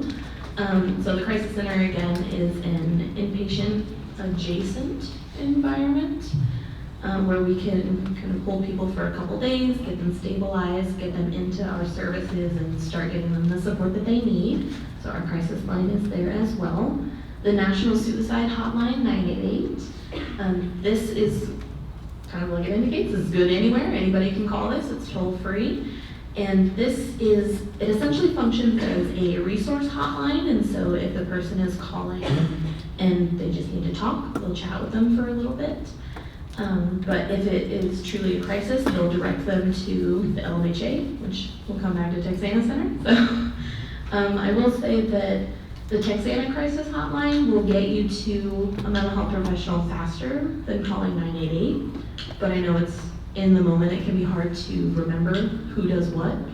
So 988 will get you to us if that's easier to remember, but the Texana Crisis Hotline will get a mental health professional on the scene faster. We also have a National Suicide Text Line, which I think is good information for everybody to know, because I know many people, youth and adults, that would rather text than call somebody. And so if somebody is in crisis and they're already having a lot of big emotions and anxiety, maybe it's easier for them to send a text than to make a phone call. So that's an option as well. And then if it comes down to it, you can always just go to an emergency room and they'll get you where you need to go to. I recommend that as kind of a last resort because you're probably going to be waiting for a little while, and they're also just going to call Texana to come do a screening. So if you want to just call the Texana Crisis Hotline, that'll be the fastest way. But I just want to reemphasize, if the situation is unsafe, 911 is the way to go. So I know I've mentioned that these each kind of have some specific things that they do, but again, I want to just impart on you guys that asking for any help is better than asking for no help. So if you don't know who to call, it's okay, just call somebody. Call 911, call 988. Each of these will get you to where you need to go. Some may take a little longer, but you'll get there. And by doing that, you are now no longer solely responsible for this situation. You're not responsible for this person and kind of like what the outcome is. Let the professionals come in and do what they do best, offer support, make the recommendation, get the person the help that they need. Because mental health crisis is nothing to joke about, and we want to make sure that this person gets taken care of. And so the best thing that you can do is, if you feel like it is beyond your capacity to handle the situation, please just reach out.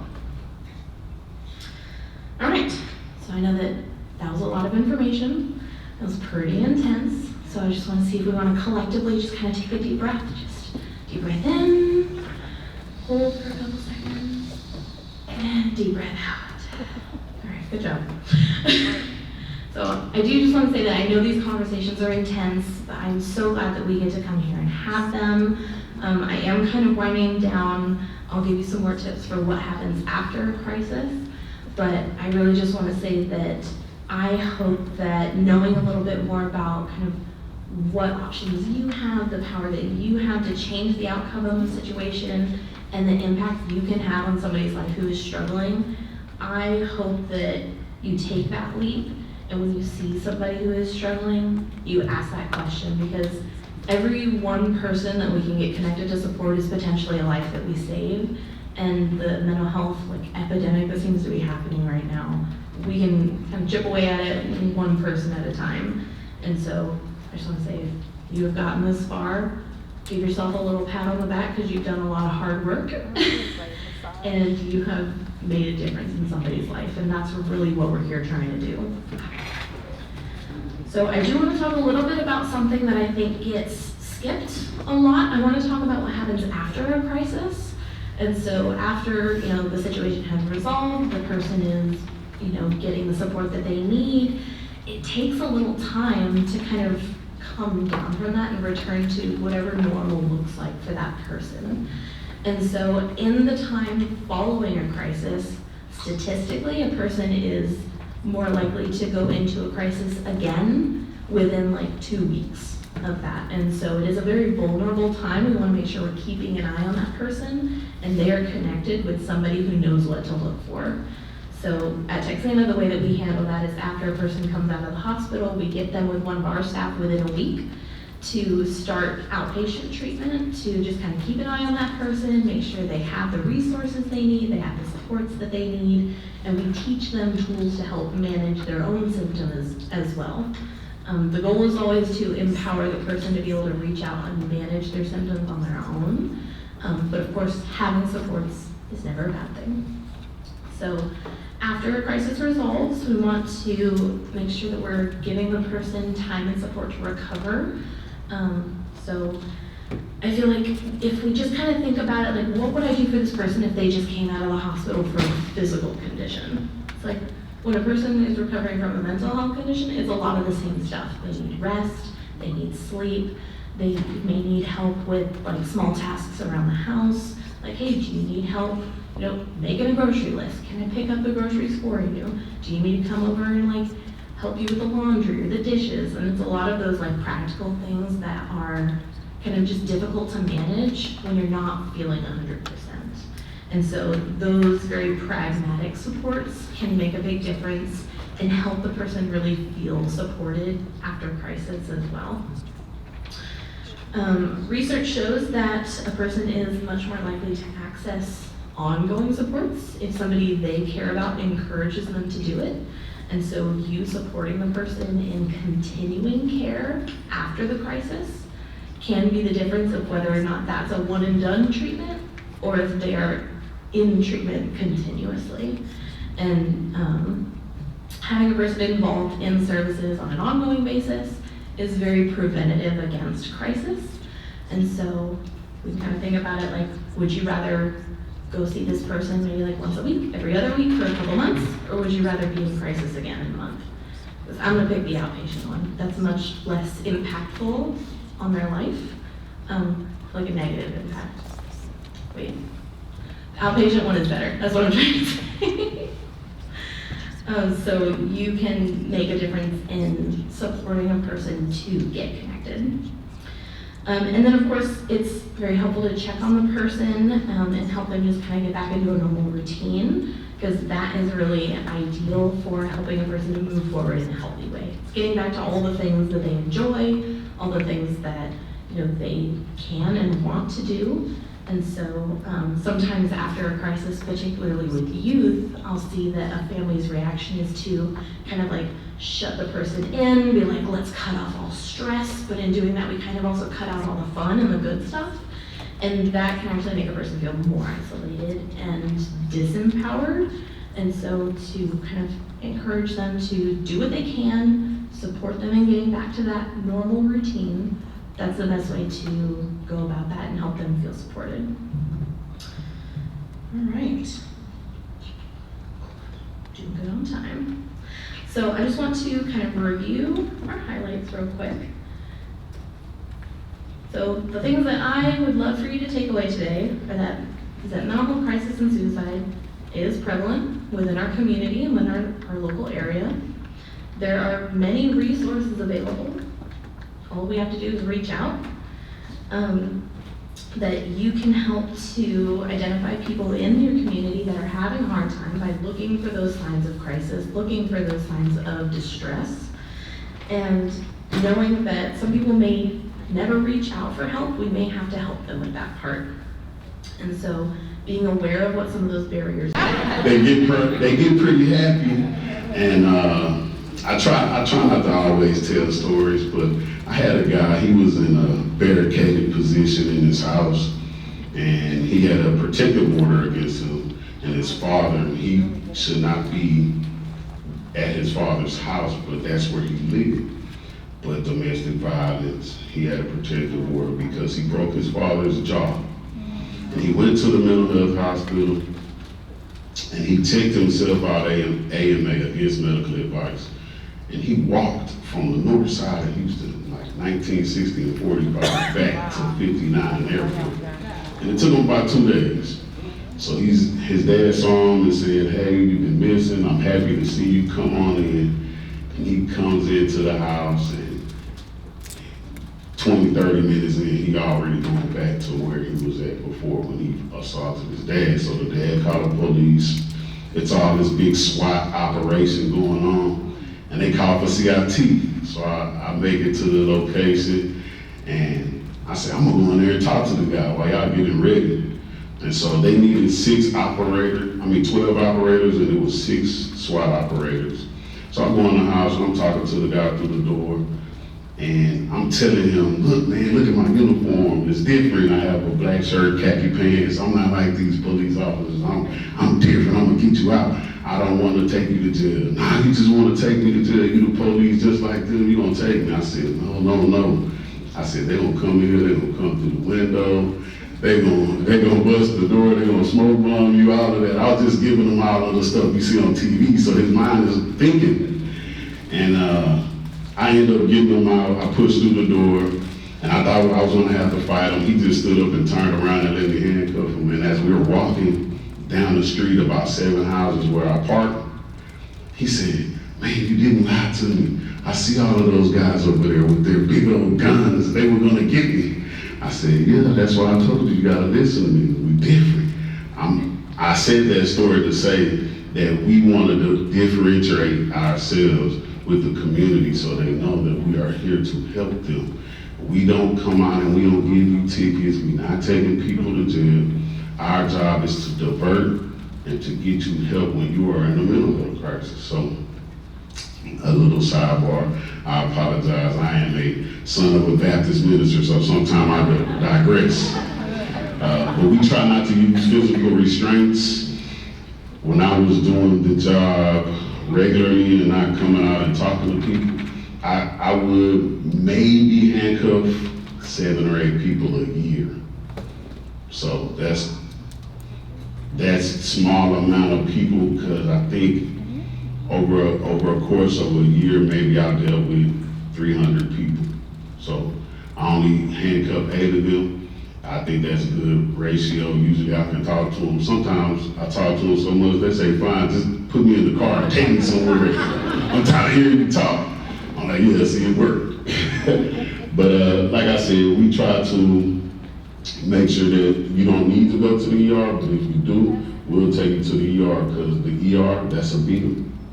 We're trying to eliminate your bills. We're trying to make sure that you don't have to pay that extra bill if it is not necessary. We try to make sure that you have the most cost-effective way. Sometimes I liken us to Uber drivers. We the high-paid Uber drivers that's gonna protect you when you're in a mental health crisis, but some people don't like that. And we drive unmarked cars, so that's another way that we can say that we are different and set aside from others. And so what is a crisis? Does anybody have a definition of what they think a crisis is? Not people that are mobile crisis outreach screeners. Anybody? Whatever's going on, is either a danger to you or others.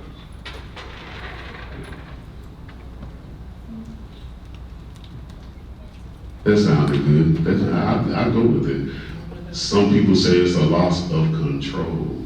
When you don't have control anymore or something. But here you go. That's the textbook definition of a mental health crisis. And so we don't want you to get hurt, but we also don't want people around you to get hurt. So if you're doing something that is reckless, then we still are within the law to take your rights away. So it doesn't have to necessarily mean you get in the car driving, but you get in the car trying to drive over your dad or your mom while they're standing behind the car. You don't care. So that's a difference. So we do things, they call it emergency detention order, but I like to call it what the textbook calls it, notification of emergency detention. And we can have 3 different reasonings for those things. And that is basically, if we don't have time to go get an order from a judge, if we see that it's a problem right now because you were fighting with your people, fighting with your loved one, you trying to actively go commit suicide, you trying to jump in the lake, jump in the Brazos River, we can take you right then. So if you're being a danger to yourself or others, so it's a substantial harm or risk to yourself or others. Now, we have uninsured places. Now, we had a good thing from Miss Edmonton when she was talking about Texana, but she didn't talk about the Crisis Center in Rosenberg. It is 5411 Avenue N. You cannot walk in there. You have to be brought in there from local law enforcement. So we bring people there. If you don't have insurance, if you do have insurance, we'll take you to where your insurance covers. That's big. Let me say it one more time. We will take you where your insurance will cover, because we're trying to eliminate that extra bill. If you've never had an out-of-network provider, I had to pay $1,400 for an MRI in the same building as my primary care physician. So I think about that every time I'm helping somebody in the community, because I don't want that to happen to anybody else. Because maybe your mental health crisis was you were depressed and you want to kill yourself. So the police showed up and made you pay some more money. And you don't have money because you lost your job. So we trying to make sure that whatever insurance coverage that you do have, that it will pay for your health. So jail diversion, I'll talk about that a little bit. Let me go a little bit deeper. If you kill somebody, we're not helping you. Jail divert, you're gonna go to jail. We're not gonna help you. It's as simple as that. But if you do minor stuff, like you think that you're at the grocery store and it's your home. Cause I had a lady told me she was in her kitchen, but in the bread aisle eating bread at Kroger's. And so we want to make sure that that lady doesn't go to jail because she did a nonviolent offense, right? And maybe Kroger's will say, oh, okay, we'll give her a chance because maybe she is having a mental health crisis. But we will work with that family violence without serious injury, family violence, any unwanted touching. If you were trying to brush past your parents and take the car keys so you can drive to Tennessee because you saw that it's monarch season for butterflies and you want to go take pictures, but you don't have money in the bank and you try to blow past them and they try to stop you and you really assaulted them by pushing them down to the ground. If nobody's hurt bad, like we gotta go to the hospital, you'll get jail diverted. So it is sometimes a decision that we will make on scene, but if not, people like Sergeant Godman's over here, we're gonna get them on the phone and say, hey, sorry, you got this. What do you think? Can we jail divert this person? That's called liability. So we put it on the boss. Let me interject real quick. I'm Sergeant Guidance. I'm one of the sergeants on the crisis intervention team. I'm good. I'm loud enough, right? Everyone hear me back there? All right, no? All right. So, one of the things with these jail diversions that Deputy Deaver mentioned is that really we're looking at the offense and the disposition, right? The idea is we would like to jail divert juveniles, adults, away from the criminal justice system and into the appropriate care, okay? So one of those real things is what the supervisors and the sheriff's office looks at is the seriousness of the crime and can we divert that? So people will ask me, you know, well, if this situation happened and that situation happened, would you take them to jail? Well, that's hard because it's really situationally dependent, right? And how can we ensure the best possible outcome for that individual, okay? And so Deputy Deaver is doing a great job with his juvenile outreach program. Really excited to be here. Thank y'all for having us.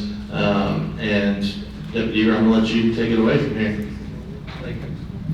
All right, so we also do referrals. So we work as the county, but the county has some little things called cities in it. And so those cities have their own law enforcement departments. So we will take referrals from them. We take referrals from school districts. We will take a referral from pretty much everybody.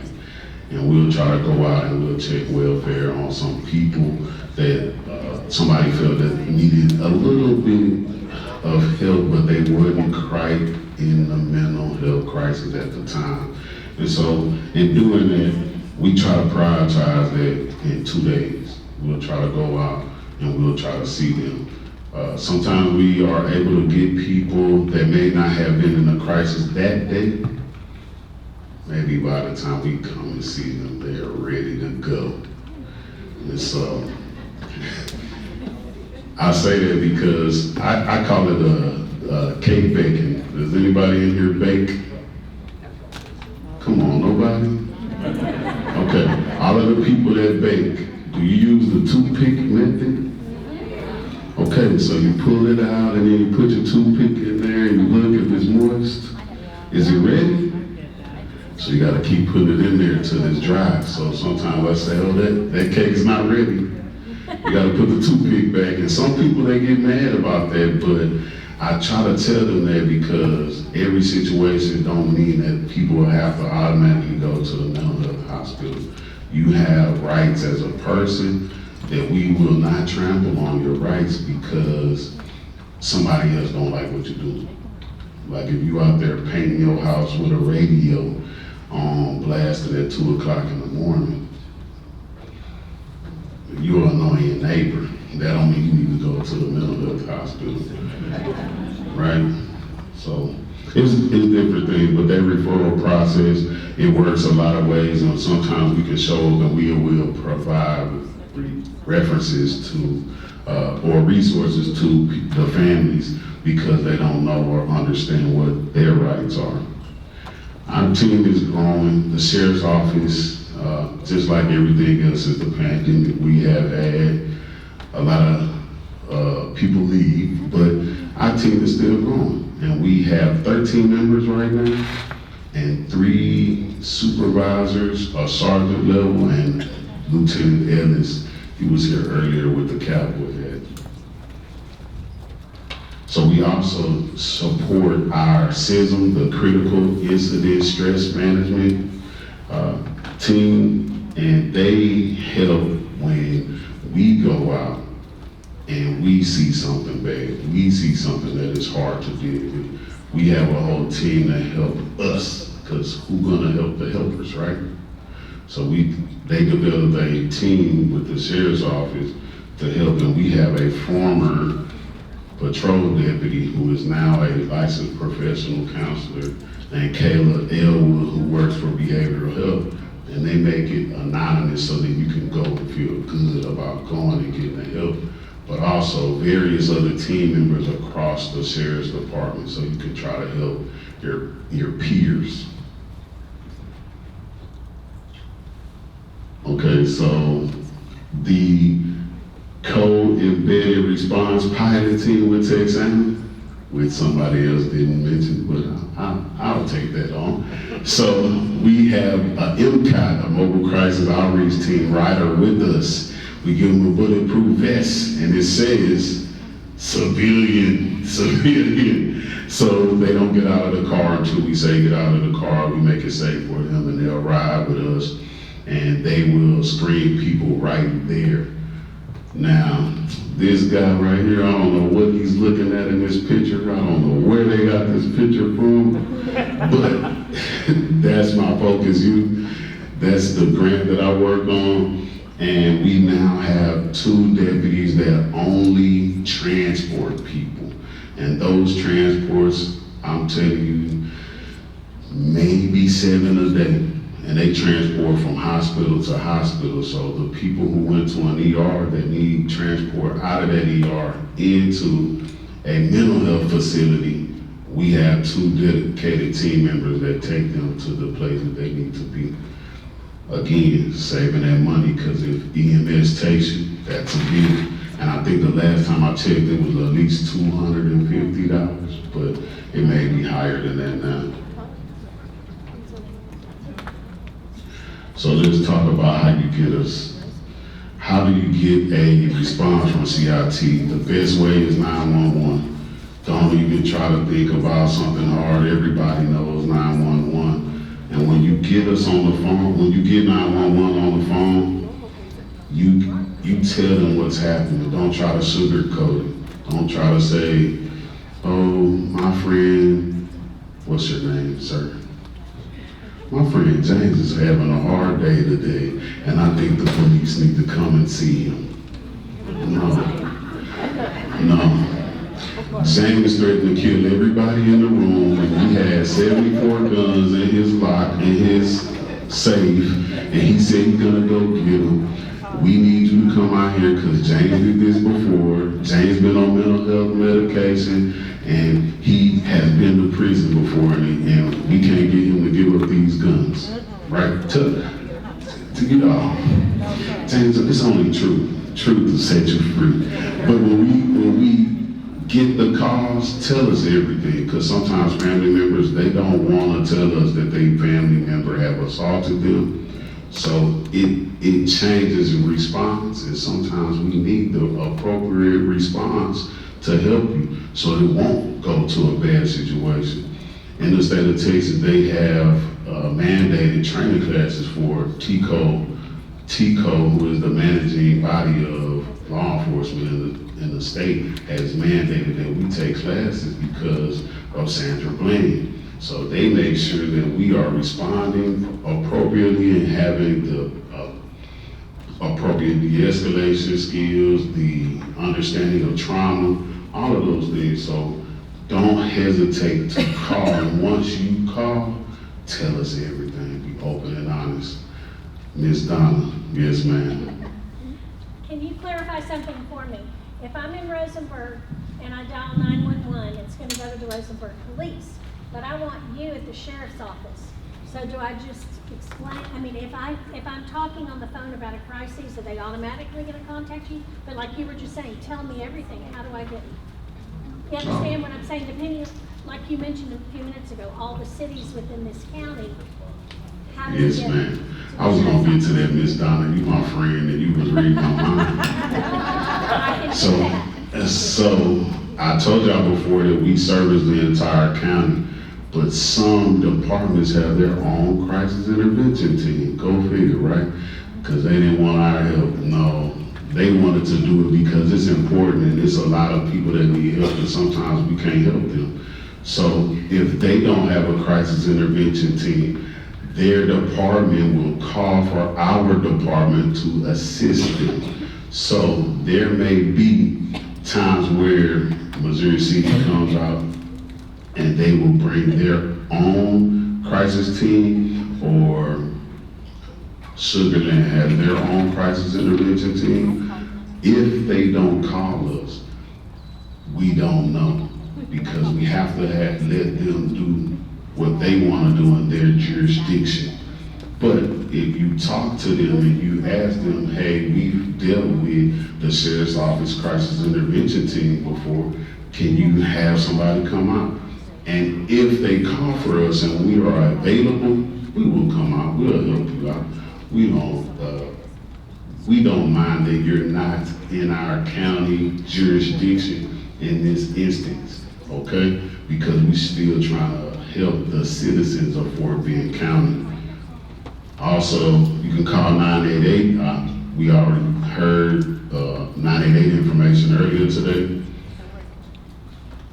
Escalating and potential for immediate safety concerns.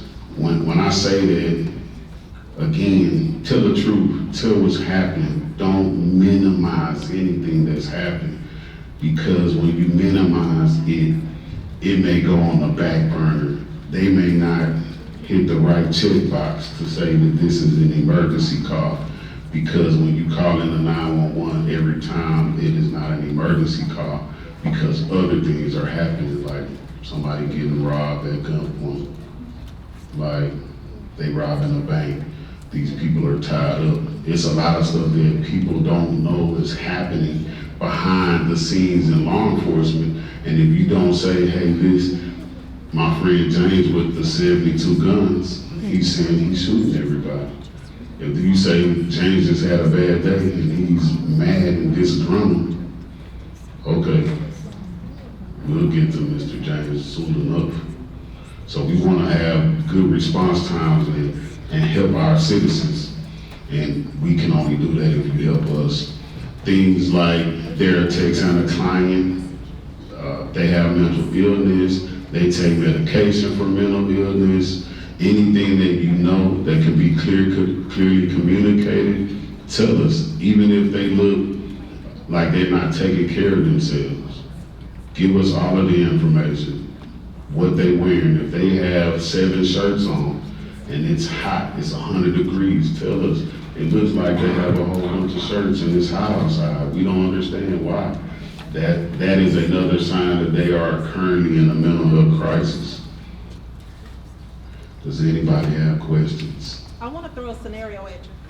I want to answer your scenario. Okay.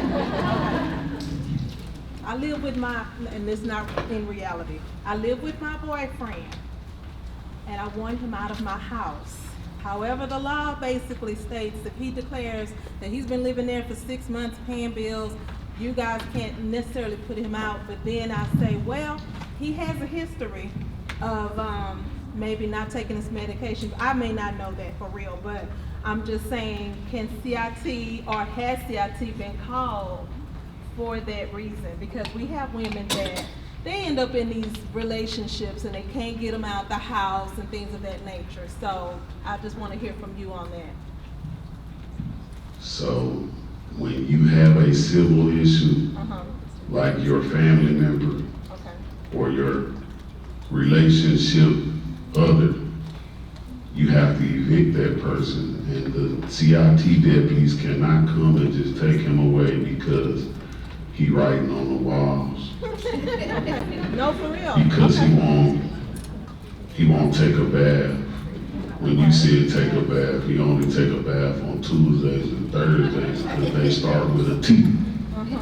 Right? So we try to educate the people, the loved ones who are in the situation that they don't know how to get out of. Because I had a lady, she was mad at her son, and she wanted him to get a job, but she knew he had mental health problems, and she tried to just kick him out of the house.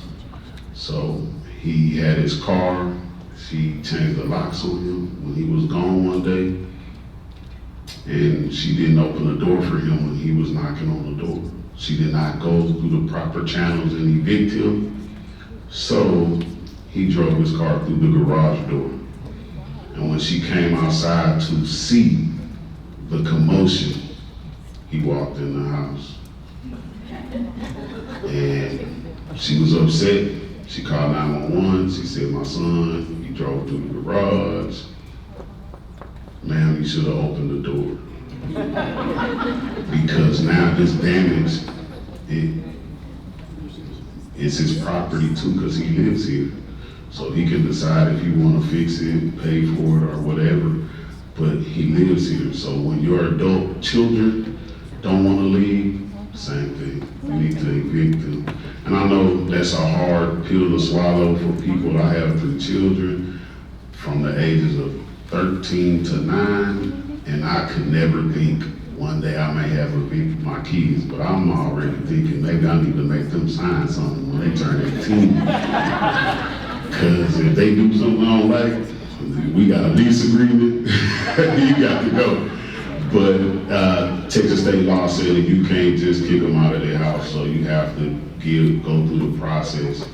A lot of times I try to tell people to go get a mental health warrant, and that mental health warrant can help your child get into services, or that loved one get into services. And while they're there getting that mental health warrant, get an eviction. So that it can start the timer on that eviction. And then once you get them evicted, don't let them come back. Because people are laughing, but I have people that have filed eviction on their children about 4 times. And I question them, because I like to ask the hard questions, because I want you to realize what you're doing. Because some people don't realize what they are doing when they're in it. They can't explain it. And when they can't explain to me why they're doing what they're doing, then it clicks to them and say, oh yeah, it doesn't make sense. And usually I tell people I don't believe that you're insane, but insanity is to do the same thing over and over and expect a different result. Yes, ma'am. I'm a criminal defense attorney, and I get a lot of domestic violence cases with defendants who have mental health issues. So the complaining witnesses or the alleged victims, when I speak to them, sometimes they say, well, I never wanted him arrested, I just wanted help calming him down. And that's a pattern that I see quite frequently.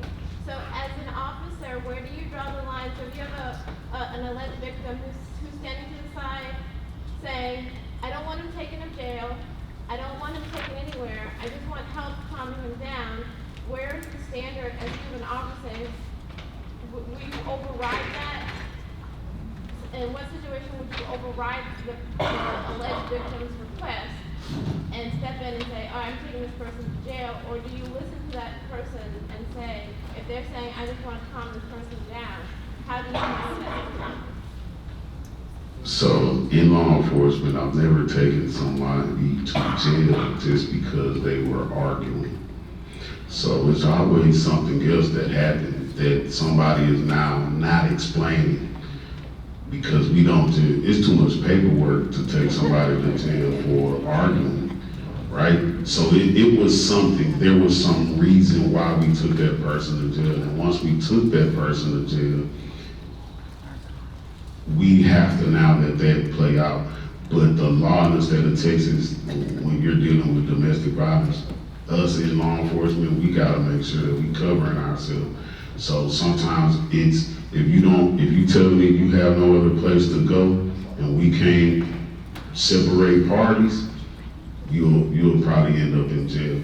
And so if you have a mental health issue and we can take you to the mental health hospital, we will jail divert you and take you to that mental health hospital.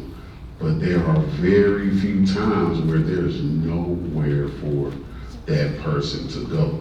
All hospitals are full. I know this is gonna sound funny, but when the moon is full, the hospitals are full. I don't know what it is. I used to not believe it. People used to tell me like all this stuff happened, but full moon, I don't know what's happening, but we can't find beds a lot of times.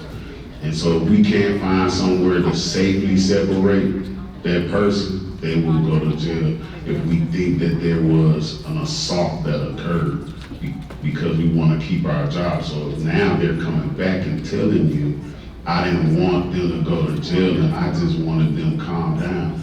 We are not the mitigators of your argument. Well, what if, I'm sorry to interrupt. Yeah, go. What I mean, like, if the person says, you know, I don't want to press charges, I just want help to calm down, the scene is, chaotic, but it's chaotic, but the person who's experiencing mental health crisis needs assistance. I'm talking that situation where there's a crime, but the person doesn't want to pursue charges. So if it's a crime and we can articulate that crime, we will try to jail divert. If we cannot jail divert to the mental health hospital, they have to go to jail because we can't just allow them to leave and then come back 30 minutes after police have left, and now it is a murder scene. So we have to separate parties, and we have to make sure that both parties are safe. So again, somebody may not be telling you something, because if they're saying that we took that person to jail, 9 times out of 10 we took that person to jail because they broke a law, not just arguing. Anybody else, any other questions? Come on, I like the hard ones. Okay, so I just want to recap. When you need a crisis intervention, call 911, because that's the easiest way. Once you call 911, give them open, clear communication about the situation that's happening. Once you tell them, the regular patrol officers, they're gonna arrive. Those people are trained because the state of the Texas says that we need training in de-escalation and trauma-informed training and mental health training, okay? So don't worry about that person who's showing up in a uniform that don't have a skill set. They do have enough skills to de-escalate the situation and know, hey, I need a crisis team member, or I can handle this by diverting them to a hospital. So once you get them to your home, if they need us, the crisis intervention team with the sheriff's office, no matter what agency they work for, Needville, Fulshire, Missouri City, Stafford, Meadows Place, they can call us and we'll come out and we'll help them if we are available. But again, it's only 13 of us and we work 24 hours a day, 7 days a week. So sometimes we don't have a person available because we go on vacation, we enjoy our life. Okay? So anybody else? Nobody has another question? Oh yes, Mr. James with the...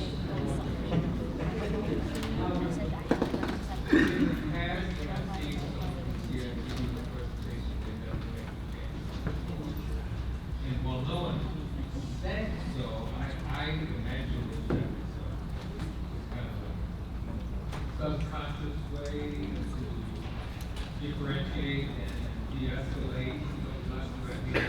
And I'm wondering why you now think this seems to be the opposite of subtle de-escalation.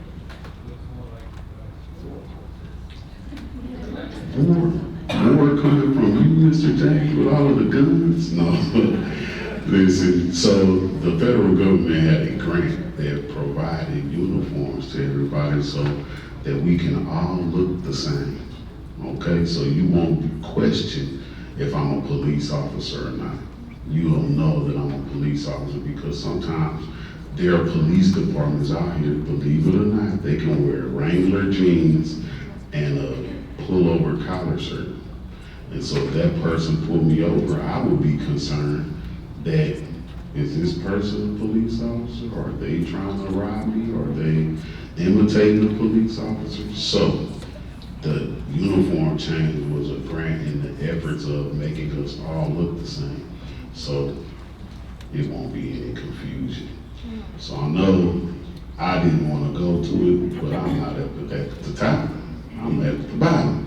And at the bottom, I just accepted it, and I got my green pen. And this green pen, I like to point it up. I do the band of light, and I say, I'm here to help you. And then once I start talking to them, they pretty much know that I'm here to help them, Mr. James. But Unfortunately, we just gotta roll with the punches. There's no one particular person. It was just, hey, uniforms cost a lot of money. We need somebody to pay for them. Let us get this done. And it took a grant in my mind because I have been pulled over by police officers that were wearing Wranglers and a collar shirt. And I was like, what did they car say? Where am I at again? In the middle of Texas.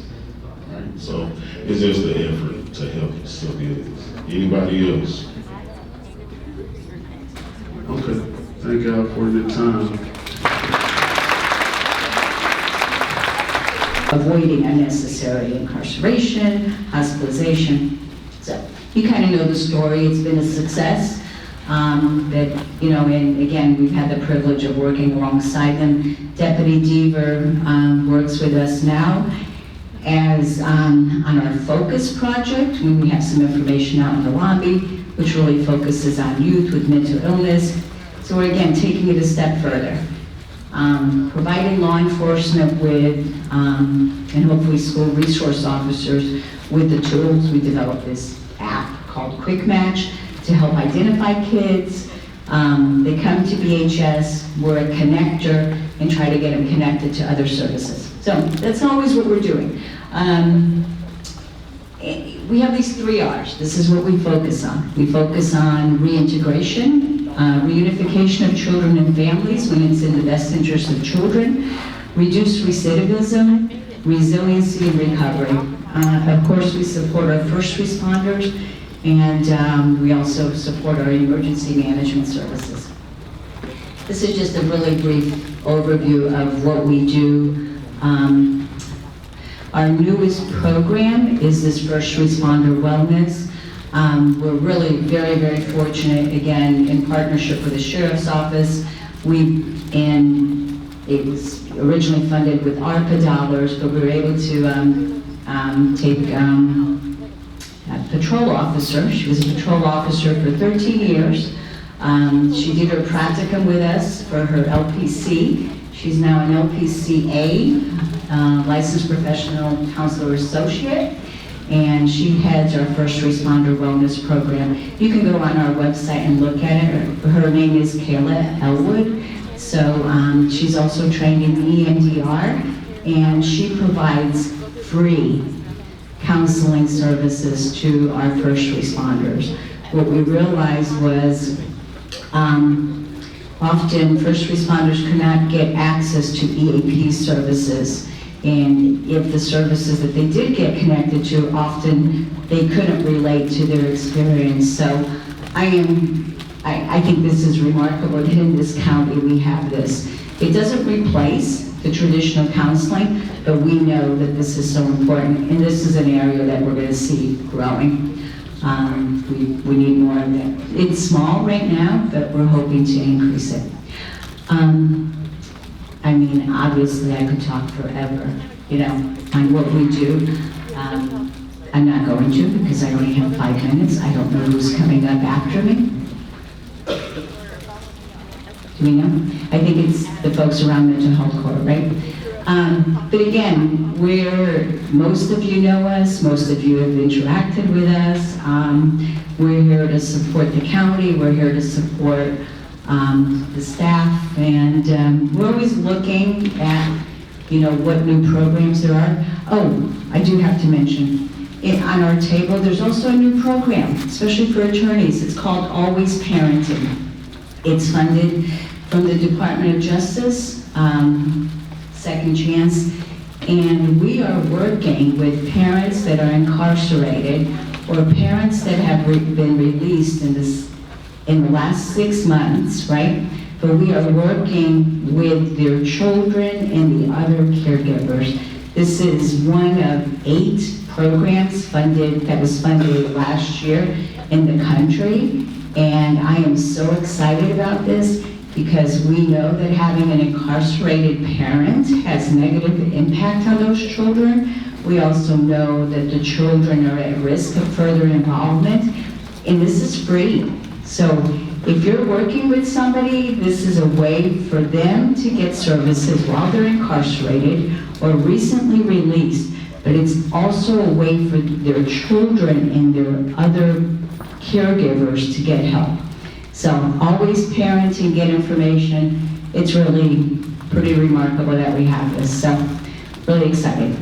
Thank you. If you have any questions, I'll be around, and again, we have some information out in the lobby. Thank you. Who am I turning you to? Judge? R.E.A.L, Attorney Valerie Vidal.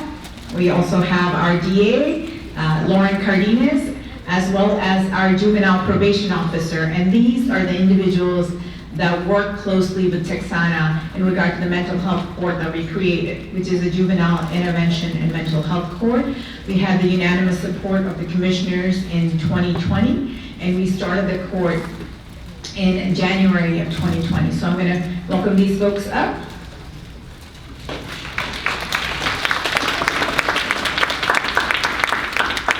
So I'm going to let them each talk about what exactly that they do. Does the DA or the attorneys that want to go first? Okay, go. Hey y'all. I think the only thing worse than speaking to a crowd during lunch is immediately after lunch, so yay me. My name is Lauren Cardenas. I am an assistant district attorney with the Fort Bend County DA's office. Been there about 6.5 years. I've had the pleasure of serving in the juvenile division for right at 3 years. My job as an assistant district attorney, not only in Judge Matthews' regular court, but as the Tacoma prosecutor, is to seek justice. And so I have the best job in the entire world, because all I have to do is wake up every day and do the right thing. We at DA Middleton's office, a huge cornerstone of DA Middleton's mission, is reaching out to the community and helping our community's youth. So we as a juvenile division are super proud to help him in his efforts to make sure that all youth in our community, not just those who are referred to the probation department for delinquent conduct, are reached in some way or another. And so in order for a child to even start receiving services through the juvenile probation department and through the mental health court, first the DA's office has to decide, has delinquent conduct been committed at all? We don't like to say children commit crimes. We don't want children to be criminals. So the Texas Family Code specifically codes things in the penal code as delinquent conduct. Anything from stealing a bag of chips from the grocery store to capital murder are delinquent conduct in the state of Texas for children under the age of 17. And so has those elements been met for that criminal offense? Because if they haven't, that might be a perfect opportunity for us to refer a child in need of services to Focus or to Texana to receive other services when maybe their place just isn't in the criminal justice system. If elements have been met, what services is that child in need of? And that's where our wonderful, amazing juvenile probation department comes in. Chief Dobbs has done an amazing job with the team over there. Truly, I'm a little biased, but one of the best in the entire state. We could not do our job without them. So we're super proud and happy to work with them every single day. And then what disposition does justice demand? Because not only are we looking at what services a child might be in need of, but there are victims. There are people in our community who we have to answer to and represent.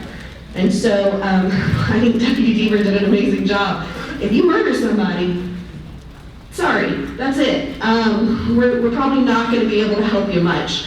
Although we do, obviously, we have children who commit really heinous crimes, who have mental health issues, but maybe Judge Matthews' court, our diversionary intervention mental health court is not the place for them. But for the kids who truly are committing low-level felonies and low-level misdemeanors who need that help, that's certainly what we're here to do.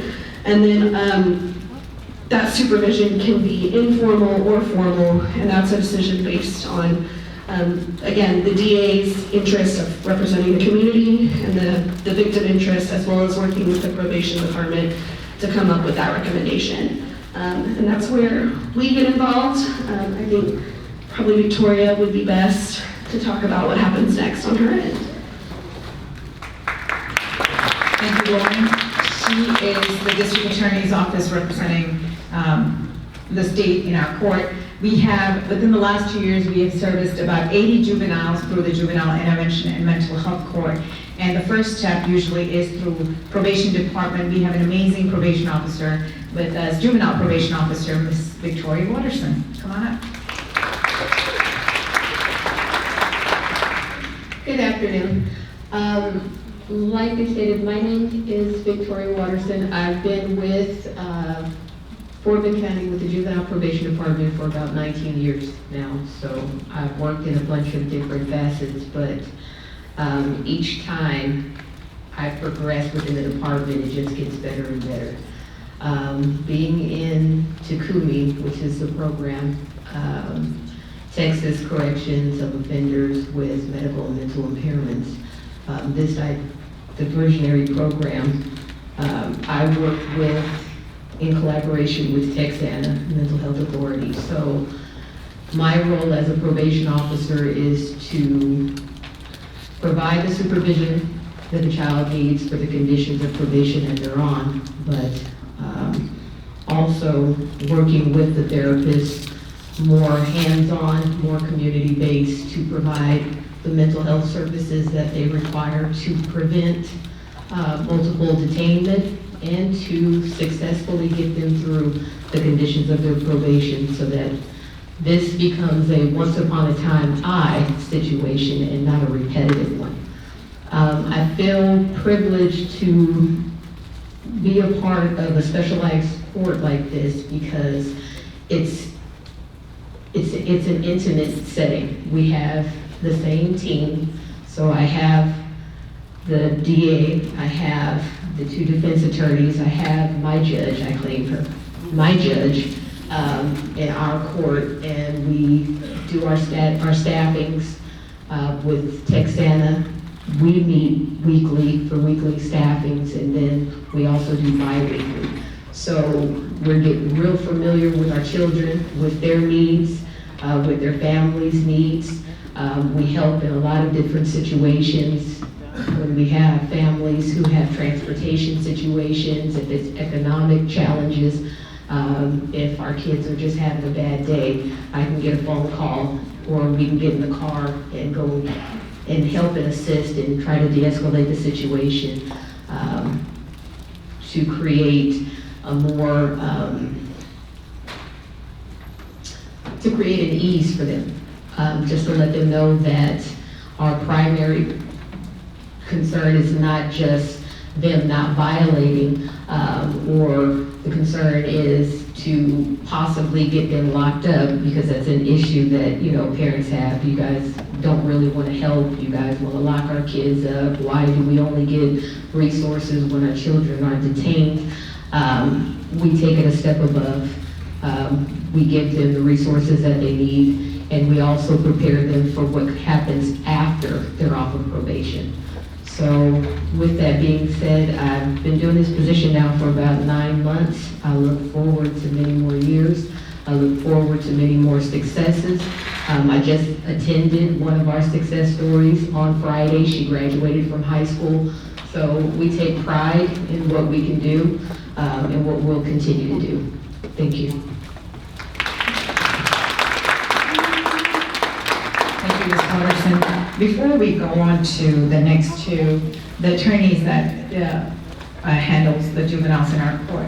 As I've said, we have had 80 juveniles through the Juvenile Intervention and Mental Health Court.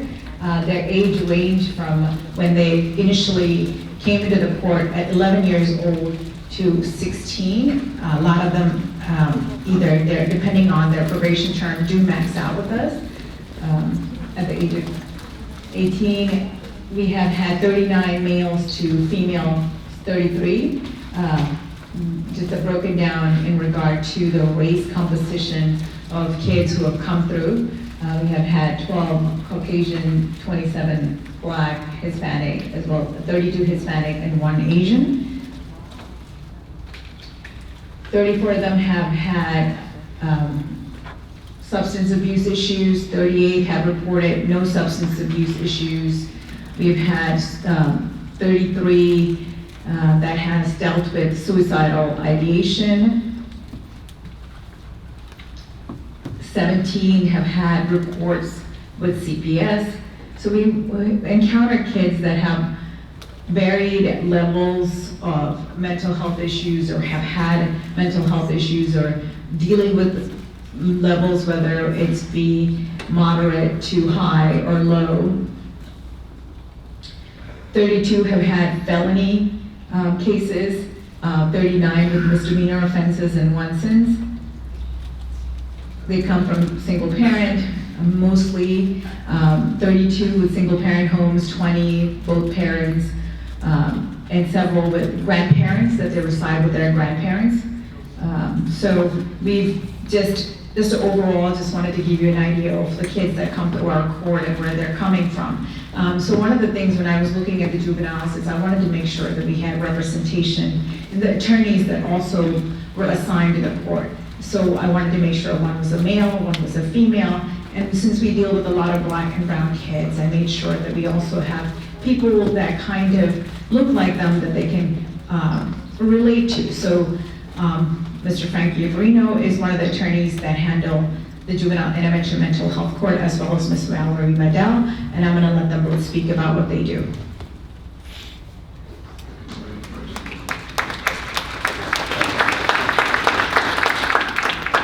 Good afternoon, everyone. As just said, my name is Valerie Waddell, and it is my privilege to represent children in the Juvenile Mental Health Court. I don't feel like I just represent them, though. I don't know if anybody knows, I have like 7 brothers and sisters, and so I have a lot of nieces and nephews, so I'm like auntie everybody. So I treat these children like I treat my nieces and nephews, and I treat them like I'm Auntie Valerie, because a lot of these children have needs.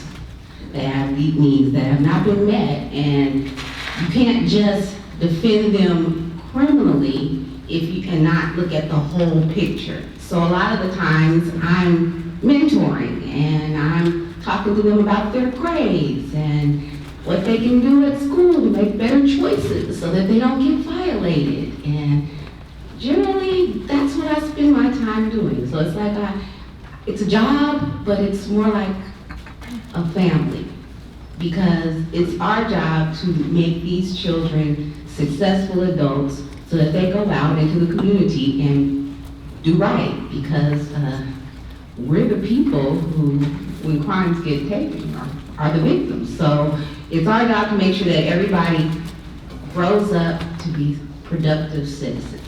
And I think that we've had a lot of successes. As Ms. Watterson said, we went to a graduation of one of our girls last week, and we went through a lot with her.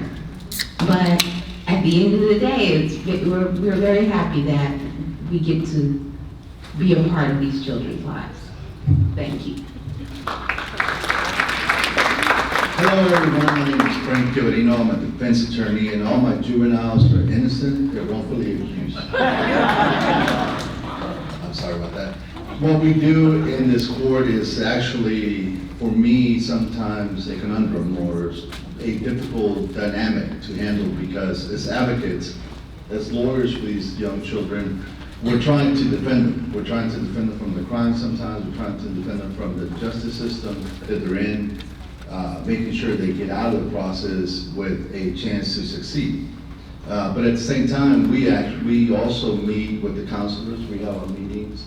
We try to understand these children and what is causing them to make the decisions that they're making, which sometimes is beyond their own capabilities to understand. It's being impulsive, having anger management issues, so on and so on, that if there's no intervention at this point of their lives, could actually harm them later on when they become adults, as they'll be having to deal with the adult side of the judicial system, and or getting hurt because of their impulsive nature or their maybe violent behavior, and pick on the wrong person at some time, right? So for us, it becomes important to understand the issues, as has been talked here about, with regards to their mental health status, and that's why we're having this conference as well. Because we need to get the message out there to the parents that, as Ms. Evangelina, I believe Hudson said, it's okay to understand that your own kids, your own family is suffering through mental health issues. And how do I provide that help or that guidance to get them better? Which is what we do as well as attorneys. We try to provide that guidance. I wanted to invite Lauren Cardenas up here just for a minute. You said something very interesting, and this is what I fight with you all the time, and all the DAs. And by the way, Stacy Carr's in the back, and she was also one of our original DAs. And they're all very good people and very good attorneys. Okay. Yeah, so seeking justice. Yes. What does that mean to you in the mental health court? It means providing services to a child so that the needs are met, but deterrent enough to understand that what I've done, why do I need to learn from what I've done? And understanding their own mental illness and how the future can be affected. And I think one of the worst things that has affected our community is the lack of knowledge and the lack of outreach. And if we are able to talk to these kids at a very young age and say, all of these people are here for you because of this, or in spite of this that you've been diagnosed with, that's not your fault, and putting maybe there is a reason why I'm doing these things. I'm not just bad. I'm not, we talk about ODD, oppositional defiant disorder. A long time ago, that was just BAD. You're just a bad kid. What are you doing? And Which I don't know what's wrong with you. right, exactly. You're not a bad kid. There's something that maybe we can help you with. And justice for not only that, but also the community, because I think it's justice for our community for us to reach our children and help them in the future not commit these delinquent conduct acts. Or at least try to get there. Right? Yeah, absolutely. So something important to remind everybody here is that Do you need help? we're on opposite sides. But in this court and through this process, we all work together to achieve what we call justice. And what justice means to me in this court is to understand the individual juvenile child and also the parents and what they're going through, because sometimes the parents come to us and say, hey, my kid doesn't listen to me, there's something mentally wrong with him, take care of him. Or, put him in place then. I can't deal with them anymore. And a lot of times we also have to deal with those issues with parents and say, listen, you're the parent, you can't just drop them off at the juvenile detention center and try to get away from them. Which I think Judge Matthew does a wonderful job of making sure the parents are present in these kids' lives. But this is what justice looks like in this mental health court. And even though I think the Fort Bend County DA's office has always been available to me to listen to backgrounds of my clients, in this particular court, it is a must that we do that, and I do appreciate that from the DA's office. Thank you. Thank you, Mr. Ugrino. I want to give a shout out also to Judge Lewis White, who's here, and Judge McCullum, who just privileged to have you both join us. Judge White is our associate judge that deals a lot of times with the juveniles, and Judge McCullum was the chief of the juvenile division prior to becoming a judge in County Court 2. So thank you, both of you, for joining us. And Ms. Carr was amazing. She was the first prosecutor for the Juvenile Intervention and Mental Health Court. She has since left us and moved on, but we love seeing her whenever she does come to our court. So initially, I didn't have a specialty court, or when I was elected in 2018, I gave Judge Wallace the girls' court, which she was a part of since its initial beginnings in Fort Bend County. So I was looking for a court that I can really dedicate some time and energy and be useful for our community as a whole. And so a lot of ideas came up, and through the process, nothing just felt like the right thing. So I was very happy when Chief Dobbs came to me and said, Judge, why don't you come and be the accountability partner for our Tacomi program? So one of the things that coming in, I wasn't sure exactly what was needed, and it was kind of trying to figure out how to start a specialty court, who I needed to register with, what I needed to get approval for, so kind of figured it all out within that year.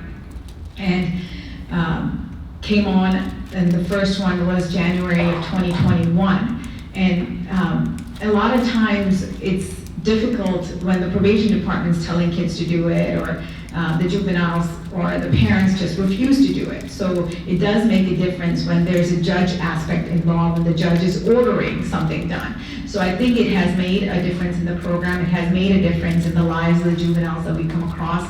And I love being there because we're all working as a unit to make sure that this juvenile is helped. Our purpose is definitely to rehabilitate them. We never want to see them as repeat offenders, and to play a part and a role in ensuring that. So of the 80 kids that we have had that gone through the Juvenile Intervention and Mental Health Court, we have only 5 repeat offenders among that group, and that's something that we're truly proud of. Thank you so much. I also want to give Ms. Mary Beth from Texana an opportunity to speak about how Texana works with our court, and if you can come up.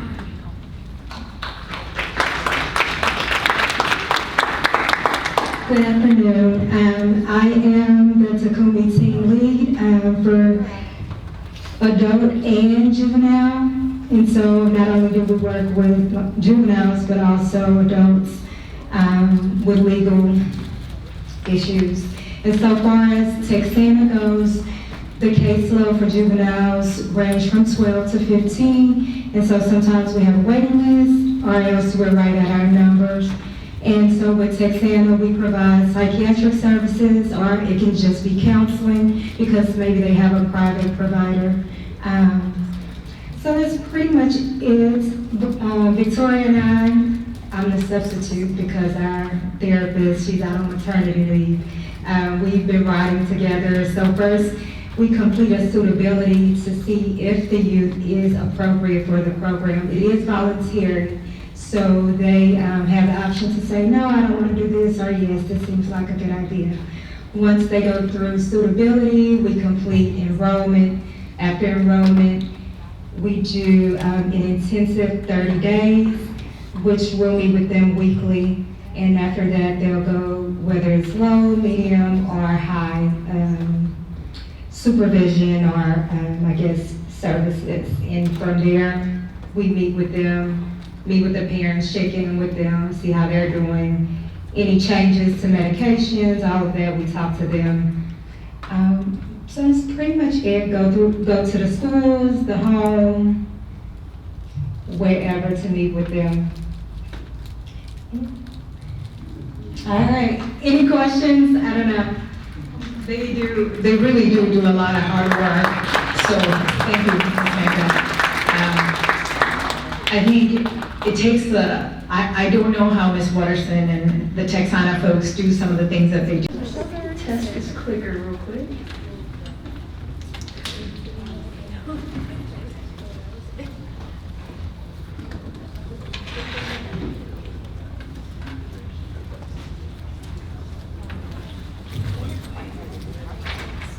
Good afternoon, guys. My name is R.E.A.L. I work for Child Advocates of Fort Bend. I am the Trauma and Wellbeing Advocacy Manager. I don't know if you know Child Advocates of Fort Bend. Essentially, every child that comes into foster care in Fort Bend County is appointed what's called a CASA. And essentially what we are is a third party that is not CPS or the parents essentially advocating for that child. But today I come to you and I'm representing the Fort Bend TBRI Collaborative. What we are is a gathering of agencies within our community that we go out and we speak on the topic I'm about to lay on you guys now. And I promise you, at the end I'm going to give you a little bit more information about the collaborative. But before we do that, I want to introduce to you Trust-Based Relational Intervention, or TBRI. Before we can really get into what TBRI is, we have to understand what trauma is, right? Because trauma has kind of become this nuanced word that has a lot of different meanings to people. It also has become a word that is used often. Anything is trauma, right? If I ask my 13-year-old nephew, what is trauma, he will say everything. So it's really important that we give some meaning to the language that we're using. And so when we talk about trauma, it's definitely all of the obvious ones you would think of: physical abuse, neglect, sexual abuse, witnessing a crime. But there's also medical trauma. There is, what trauma is not actually what happened, the actual event or circumstance itself. It's the way that individual is going to process that event, right? So something that is traumatic to me may not be to you. If Miss Donna Anderson right here pointing her camera at me taking pictures, if we were in a car wreck together and for me, my life flashed before my eyes, and it was very traumatic. For Donna, it was just another day. She's living her best life. Nothing traumatic about it, but we both took that incident and we drew two very different meanings from that. And so with TBRI, we definitely recognize trauma and it's the organic translation for what it is, but it's just really important to keep that lens on it, that it is the way that that person is going to interpret it. So when we talk about trauma, that's kind of what we're talking about. But what do we know about the brain? Like nothing, right? We know nothing about the brain. But we do know that trauma has a direct impact on our brain. They've started doing functional MRIs, and I'm not a doctor or very smart at that, so I don't really know what a functional MRI is, but apparently it can show you in real time brain activity. So they started doing these functional MRIs to try and track this, this data of the impacts of trauma on the brain. So I said we don't know much about the brain, so I'm gonna dumb it way down. In TBRI, we break up the brain into two different sections. So if y'all could humor me, I'm gonna teach y'all something. If everybody could put their hand up. Let's say this is your brain, right? TBRI, like I said, we categorize the brain into two separate parts. So if everybody could make a 4, then close your fingers. We have the upstairs brain and the downstairs brain. So essentially, we're gonna cut this in half. This is your downstairs brain. The downstairs brain is in charge of all of your automated bodily functions, breathing, your heart rate, your cholesterol.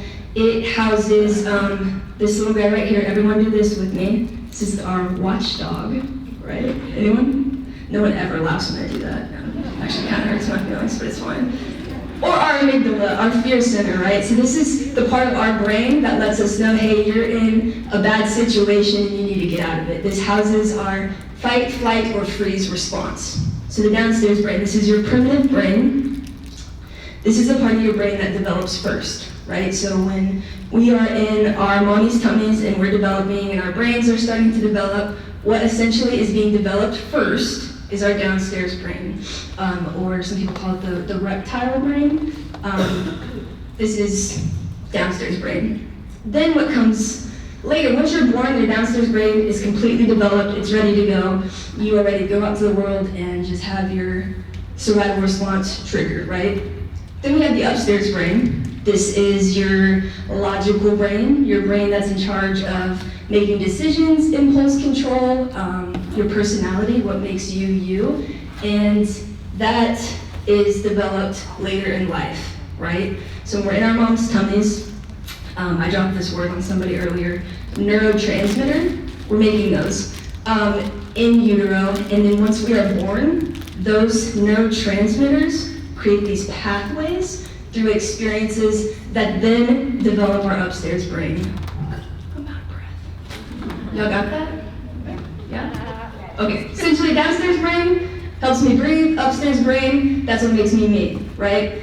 And so we talk about the brain, and there's a reason why I taught y'all the hand model, is because a lot of times what happens is, we call it flipping your lid.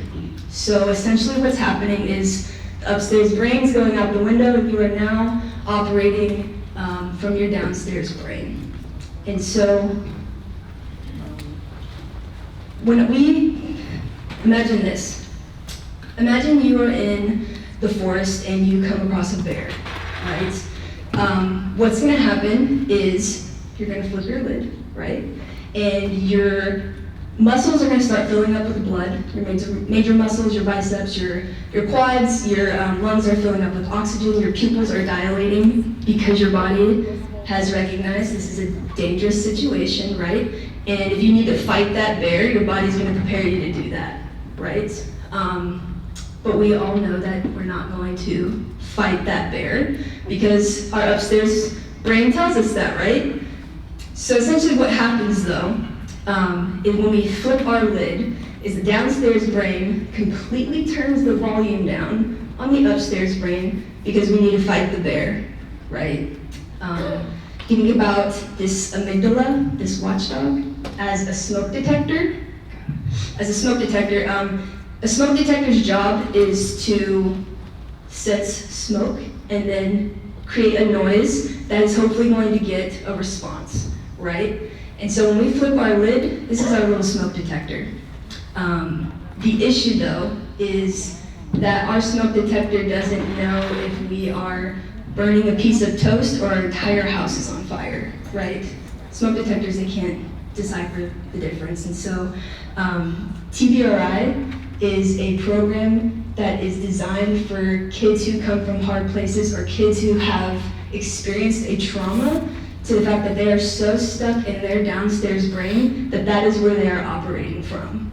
And their smoke detector does not know if their house is on fire or if they're just burning a piece of toast, right? So I'm saying all of this to say what, essentially?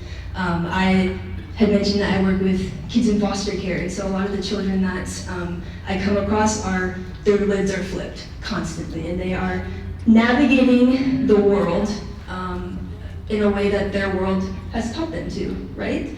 They have flipped their lid, and that has been successful for them, so they are essentially stuck in their downstairs brain. And what this looks like in the work that I do is if you take, if you imagine we are in a school cafeteria, and there's bright lights going on, everyone's about to get their lunch, and little Johnny's standing in line. Little Johnny comes from a house that he doesn't know where his next meal is gonna come from. He has a little sister that he doesn't know where he's gonna get diapers for her. And then Sally, behind little Johnny, bumps into Johnny. Johnny turns around and decks her in the face. Whoa. And at a first glance, you're like, what is wrong with Johnny? Johnny's has ODD, BAD, someone said that earlier? Johnny's just bad, right? Johnny's a bad little boy. He just punched out in the face for no reason. It was an accident. Well, TBRI provides the lens of, well, no, maybe there's something going on with Johnny. Maybe Johnny is stuck in his downstairs brain. And so the littlest change in his environment, he is so sensitive to it that his responses are automatic. He's been operating from his downstairs brain for so long that he's not even aware of what he's doing. So teachers looking at little Johnny will put a label on him that he is bad, that he is aggressive, that he is violent. However, TBRI offers this view of, what happened to Johnny? What's going on with Johnny? Maybe I can pull Johnny aside and say, hey, what just happened just now? Maybe I can give him some language on what just happened. Maybe I can talk to him about flipping his lid. Maybe we can come up with a game plan. Hey Johnny, how can we make sure this doesn't happen again? How do we empower Johnny to take control over the situation next time? Maybe Johnny, you stand in the back of the line, right? But something so simple as a teacher having that conversation with Johnny is the difference between Johnny being understood and set up for success and then just living up to his label of being bad, right? So we say all of that to get this understanding of trauma in the brain and the effects that brain has on the trauma, because it gives us the lens that not all behaviors are willful disobedience, that sometimes it is, in fact, an unmet need. And so with TBRI, what we're doing is we're constantly looking for what that need is behind that behavior, instead of taking that behavior and labeling the entire child. I like to show this graphic because it shows the difference in real time of a healthy brain, a brain that has not endured this complex trauma, and then an abused brain. And if you look at the sections that are kind of dark, those are all the prefrontal cortex. Like I said, I'm not very smart, but front part of the brain, your upstairs brain, there's nothing going on, right? Because when we're stuck in our downstairs brain, we can't develop that part of our brain. So there's nothing going on. There's no impulse control. There's no decision making. There's none of the things that are making us contributing members of society in place. It is dark, right? So this kind of illustrates that we can't really blame Johnny for what he did to little Sally, right? We can come up with a game plan and correct it, but Johnny doesn't necessarily have control over himself when he's operating in that survival mode. This is a great video. It's very, very long, and I don't have a whole lot of time with you guys, but essentially what it is because I've just said a lot of really dark things about our brains being broken, but we're not doomed. It's not a sad story, it's a good story, and that our brains are plastic, right? Our brains can change, and this video does a great job. This is Dustin. He creates what's called a backwards bike. So anytime he turns this way, it goes that way. It's this whole confusing thing. He spends about 2 months learning how to ride this backwards bike. And he finally does. It takes him a really long time. He is like, if I break my focus even a little bit, he's on the ground, but he nails it, right? So then he's like, I wonder if I can ride a regular bike. So he goes back and tries to ride a regular bike and finds that he can't ride a regular bike anymore. It takes him a little while and he finally gets it. But then he asks his son to do the same thing. His son's about 8 years old, and his son, within like a week or so, completely masters the backwards bike. And it's a really great illustration of just us being adults. Our brains are plastic and they are able to change.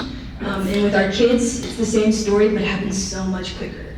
And that's what TBRI also tries to shed light on, is that, the things, even if a child has experienced a trauma, we can rewire that. We can give them new experiences that create a different lens than this lens of that the downstairs brain has been providing for so long, if that makes sense. So that's a really good video. If you come back for training, you can watch it. That'll be the incentive. Okay, so what is TBRI? TBRI was created by TCU, and essentially it was developed by this angel, Dr. Karen Purvis and Dr. David Cross, and it is an approach to caregiving, but really interacting with kids who come from hard places. And when we say kids who come from hard places, we mean kids that have experienced a trauma, right? And so I work with kids in foster care. Every single one of them has experienced some form of trauma, because being removed from your house is traumatic.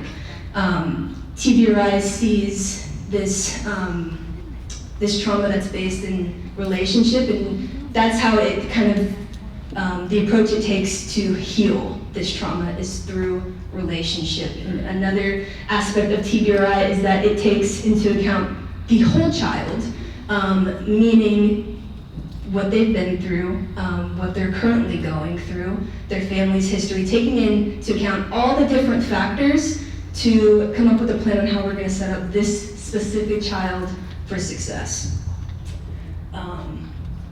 It has 3 different principles. We're going to briefly touch on correcting, but the other 2 are connecting and empowering. TBRI is broken up kind of into these 3 parts just to make it a little bit more digestible, but actually, I'm getting way ahead of myself. Karen says it better, so I'm gonna let her talk to y'all in this video. And then I'll get ahead of myself again.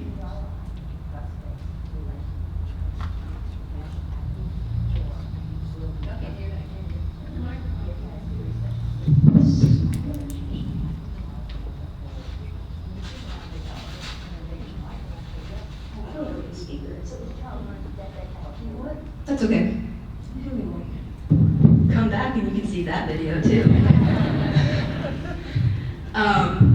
So we're going to start start with the connecting principle. Before we even get there, it's important to highlight the attachment cycle because TBRI is rooted in attachment theory. And we're going to get into that a little bit more.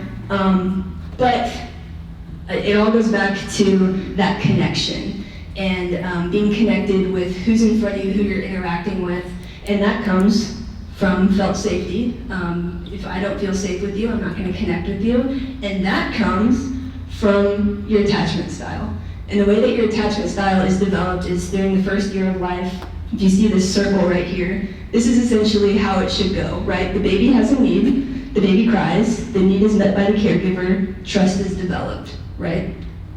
I have a 4-month-old little boy right now, and we are just like in the thick of this attachment cycles. Lots of needs. Never knew it was such a little body, he could have so many needs, but he does. And so, the first year, this is ongoing. It happens thousands of times a day, but it doesn't always go this way, right? Sometimes there's an interruption in this cycle, and that has consequences essentially. And so you can have a secure attachment style or an insecure attachment style, but it's important to know attachment and how it works and the effects that it has on individuals, because it really does kind of lay a blueprint for the way that you're going to interact with your world. Now, is that to say that if you are in the first year of life and your attachment cycle, it was just kind of not there, and are you doomed forever? No, right? And we can address this. Your brain is plastic, and you're not just kind of written off after that first year. But it is important to keep in mind, because when we talk about connecting, when it comes to relationship, it's a dance, right? And so what I'm bringing something to an interaction, and you're bringing something to an interaction, and what I'm bringing is based on my biases, my lenses, my history, the things that I've been through, and now I'm interacting with you who's bringing those pieces, and if I'm not mindful of that, it can get weird quick, right? Especially with kids. And so everything that comes, or the foundation of TBRI is connection. We can do nothing more if we are not connected to that person or that child that's in front of us. A child that is not connected to you does not feel safe, therefore there's going to be no progress made, right? However, if I can make this child feel safe, if I can connect with them, then everything else from there gets a whole lot easier if we focus on that connection piece. But a part of that is taking inventory of ourselves and what we're bringing to our interactions. There is he's a psychologist or a psychiatrist, I think. He's one of the smart people. His name's Gabor Mate. I'm not sure if anybody is familiar with him. Really smart guy. He wrote a book called The Myth of Normal, which is really great. But in it, he talks about how he was born in 1944 in the middle of World War II. He was about 8 weeks old, and the Germans invaded his town, and where his mom was being sent to a work camp. Somewhere in the middle of her being transported to the work camp, she was able to hand her baby, Gabor, off to some random stranger with an address on his chest and was like, please get my baby to these relatives, right? And by some miracle, that actually happens. This baby is delivered to the relatives. He's there. About 2 months later, his mother and him are reunited. And he found his mom's diary, and she wrote about kind of how their reunification went.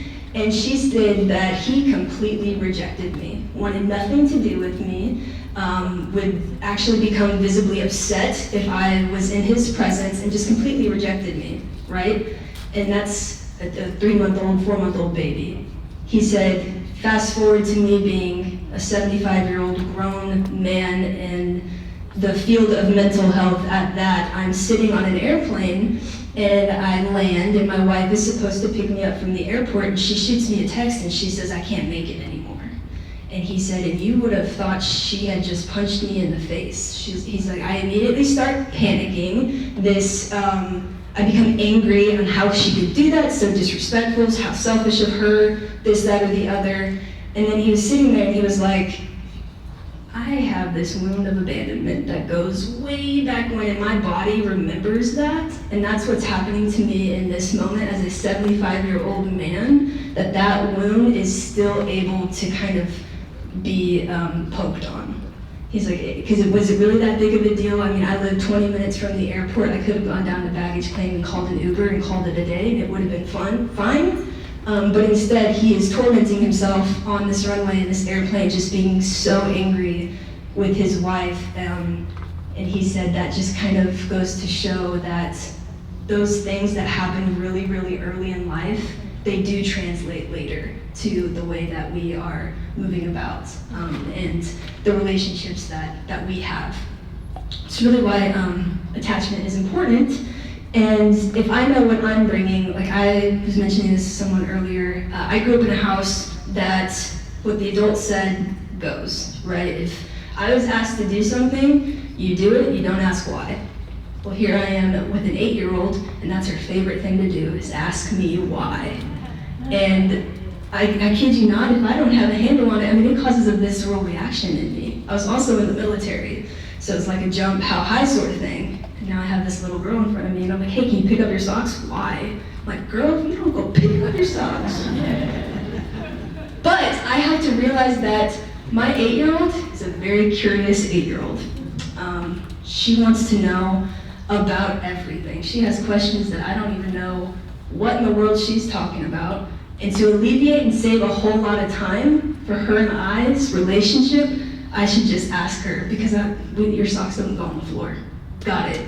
Interaction's over. The task was successfully completed, and me and her are still good, right? But I have to know that I have to know that she is going to ask why, and I am going to have a reaction, and that it's going to be okay. There is a part of becoming a TBRI practitioner that's really, really fun. A stranger calls you and does what's an AAI, Adult Attachment Inventory. And they call you, you have no idea who they are, and you talk to them on the phone for like 4 hours about all the terrible things that are going on in your life. And then it gets even better because they write like a 20-page novel on all the things that are wrong with you, and they email it to you. And so you get to read about all of your trauma. It's wild. I highly suggest it, actually. But it's so insightful because now I know what my attachment style is. And as it's not, clear cut that one size fits all, it does give me a lot of perspective on some of the biases that I might hold. Some of the things that maybe I didn't think I was over, and it helps me moving forward. What do they say? You can't go forward if you don't know where you've been. I don't even know if that's a quote. I think I just made that up, so someone write that down. So I'm gonna make a shirt. But there's also some other ways. When we say mindfulness, when it comes to connecting, there's initially what you might think of as like yoga and like breathing, and which is true. That's a part of mindfulness and self-care, and definitely do your yoga. For me, there's like nothing more dysregulating than stretching, but some people really like that. Go for it. But when we talk about mindfulness in the sense of TBRI, we're talking more about the AAI, right? The trauma and how I'm responding to it. And part of that also is ACEs, Adverse Childhood Experiences. If you haven't heard of what that is, but it's basically this list of 10 questions. And if you answer yes to 4 or more of them, you're at a significant higher risk of cardiovascular disease, cancer, just a whole slew of medical issues, really. And actually, Dr. Nadine Burke-Harris, she's the general surgeon for California. She has implemented that primary care physicians now during their annual checkups are doing ACEs with parents as kind of a diagnostic tool. Like, if I know that you have this trauma, if you answer 4 or more to this questionnaire, I can give you resources and support now so that to help alleviate some of those risk factors, some of that impulse control issues later down the line. So that's really, really positive. But mindfulness, really becoming attuned of where we're coming from, and also becoming attuned of the child that's in front of us, or the person that's in front of us. You're gonna have to come back for that video too, it's great. So that's kind of the mindfulness piece. There's also some engagement strategies. So the way TBRI kind of structures things is that it gives an explanation behind the theory of what they're talking about, and then it also gives you some tools. So these are some tools for connecting, because connecting isn't always the easiest, especially when it comes to a child. A lot of people do struggle. They're like, I don't know what to talk to a 4-year-old about. So TBRI can kind of provide some of those tools to put in place to set the tone for connection. One part of that is eye contact. Eye contact is huge. It shows them that, you know, I see you and I'm attentive to you. Can you do the same to me? We're in this moment together, connected with our eyes, right? But this is also kind of a hard one too, is because there's a big cultural piece when it comes to eye contact. Some kids that we work with, eye contact was a sign of disrespect, and so now here I am asking them to give me eye contact. That's probably not a battle I want to fight, right? We'll work on that later on. So eye contact can be kind of a touchy one, but that goes back into becoming attuned to who's in front of you. And then there's behavior matching. This is just picking up on something that child's doing and doing it back to them, right? So if they're sitting on the floor, I'm sitting down next to them. If they're crossing their arms, I'm gonna cross my arms. My little girl, she likes frozen yogurt because she's like healthy. I'm like, hey, you want to get ice cream? She's like, let's get froyo. I'm like, girl, no. But she likes froyo, and she likes, she takes it even a step further, being gross. She gets those like little balls full of juice that are just disgusting. She'll like fill up the bowl, and so I get the little balls that are also disgusting, and we like make smiley faces with them, and it's just a way that I communicate with her that like, I see you, I like what you're doing, and I'm gonna do it too. And it creates this opportunity for her and I to connect through that, even if it's gross. And then playful engagement. This is the end all be all to connecting, really, because our kids, what do? They play. How do they learn? Play. If a child's upset, they're not going to play, and they're going to shut down certain parts of their brain, right? But if I have a child that's in front of me and they're laughing and they're being playful, I'm going to get a lot further with that child and connecting with them and laying the groundwork for if things potentially get weird later down the line, I already have this connection with them. And that'll help me later on kind of navigate what that situation is. And there's healthy touch, symbolic touch. There's like a fact out there, you need 12 hugs a day or something like that. I don't know, I'm not a big hugger, not big on touch. And if I have a child that's in front of me, I'm definitely not going to just assume that they need 12 hugs right there in that moment, right? I'm going to not do that. And there was a study that was put out that symbolic touch actually has the same effects as actual physical touch. So with us and our agency, a lot of times when we're working with our kids, we'll do lots of like air fives, or seems super weird, but it kind of works. I did it one time, I felt weird, but like hovering your hand over a child's shoulder, like it even looks weird, but for some reason, children, based on who that child, if I did that to my 8-year-old, she would think I was just the worst, but kids that I work with, some of them really enjoy that. So that's just going to show that symbolic touch has the same effect as healthy touch, because touch is very, very important, but that's another one of those that can get kind of weird. And then voice quality. This is a huge one for connection as well. Kids are very sensitive to tone. I'm very monotone. My 8-year-old would tell me all the time, she's like, are you mad at me? I'm like, girl, I'm beaming with joy right now. What do you mean? She's like, why do you sound like that? Or if we're playing like Barbies, she's like, can you do the right voice? I'm like, this is my voice. Like, this is I was actually a foster parent many, many years ago in the great state of North Dakota. Anybody ever been? Do not recommend it. If anybody is from there, I'm sorry, it is the worst. So I was a foster parent in North Dakota, and I had a placement of a little boy where the caseworker, she called me and she said, hey, I have this 18-month-old little boy. I'm telling you right now, he likes to fight, he likes to bite. Good luck putting him in a car seat. Good luck putting him in a bathtub. Like, he's wild. Are you interested? And I was like, absolutely. bring him to me. I remember kind of when we picked him up, just like looking at him like a little time bomb. I'm like, it's about to go down. His skin was like yellow, his hair was super patchy, he had a diaper rash that, I mean, was the gnarliest thing I've ever seen. And so I remember having this little guy, and his sippy cup had like moldy Mountain Dew in it, and it was just like a whole thing, right? We get home, I put him on the floor, and I'm just like waiting. I'm like, when is it gonna happen? I just know it is. And that caseworker's wrong because it never did. I was waiting for a very, very long time, but what did happen is he had this thing that if he had something in his hand and he was done with it, he was going to throw it as hard as he could across the room. Every time, didn't matter what was in his hand, he would just throw it. And obviously we couldn't let him throw his toys, and so we knew this was gonna happen. So when he was playing with something, if he was done with it, he would throw it, and then we'd have to say, hey, no, we don't throw our toys, right? Pretty harmless. Now when we did that, it's almost like the lights went off in his eyes. I mean, it was like no one was home. He would have a literal meltdown to the floor and start hitting his head against the ground, essentially. And that happened every single time.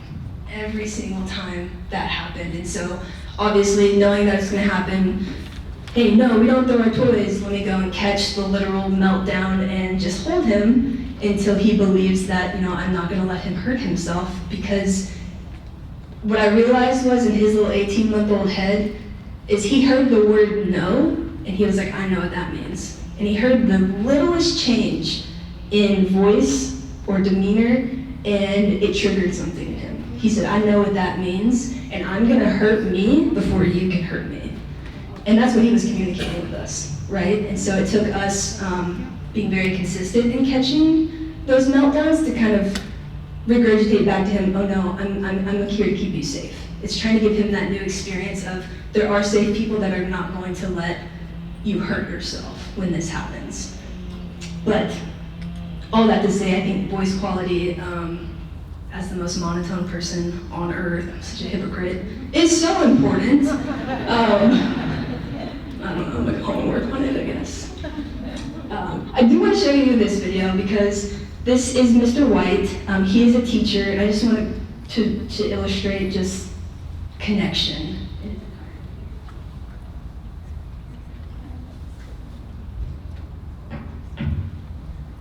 Don't worry, you're not missing any noise. You're not missing anything. And I will actually talk while this is going on. But essentially what is happening is he has individualized a handshake with every single one of his students. So that when they come in, this is what they do every morning. If you notice in the background, every single child is walking in and going and sitting at their desk. They're putting their stuff up and they're sitting at their desk. And it's not a whole bunch of like wild banshees in the background, right? So Mr. White, he has taken it upon himself that I'm going to connect with every single student before they even walk into the door, and that totally sets the tone for their whole day. He's communicating to them, I'm connected with you, I see you, and I'm gonna meet you halfway, meet me halfway, and they are doing this dance together, right? So that's just kind of the power of connection. And then we get to empowering. And so empowering, this is building on that connection. And it's really trying to empower our little guys from inside out, through their bodies and also through their environment. We're helping them regulate to be in the best kind of mental and physical space to be successful when regulating their emotions. And when I say regulate, I'm gonna go a slide ahead really quick. This is kind of what I'm talking about. Regulation, I always like to explain it, it's kind of like math. You need one building block to move on to the next. It's the same thing for regulation. So when we're babies, we're externally regulated, right? All of our needs, everything is being needed by an outside source. So if I'm hungry, my mom is going to give me a bottle. If I'm cold, my mom is going to have to put a blanket on me, right? Like I cannot meet any of my own needs. And then that further develops into co-regulation. So this is more like preschool, toddlers. Hey, mommy, I'm hungry. Let me go get you a snack. I'm cold. Let me go get your jacket. We are working together to meet your need, right? With the ultimate hope of self-regulation, our kids being able to recognize, oh, this is my need and I'm able to go and fulfill it myself, right? I'm hungry, I'm gonna go make a peanut butter and jelly sandwich. And so all of these build on each other, kind of like math, just like I said, you can't have one without the other. However, co-regulation never really goes away. We all are humans and we need to co-regulate.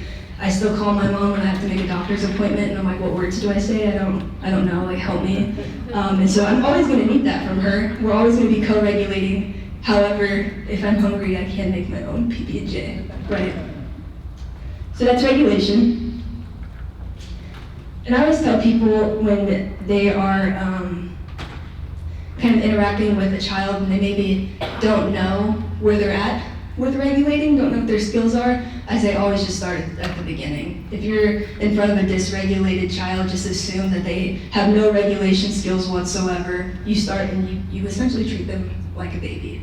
There's a lot of times where I will have a teenager in front of me who's so obviously dysregulated and I will just get us both a little water bottle. I'll crack theirs open, crack mine open, and right there we're drinking, and I'm helping him regulate his body and he doesn't even know it, right?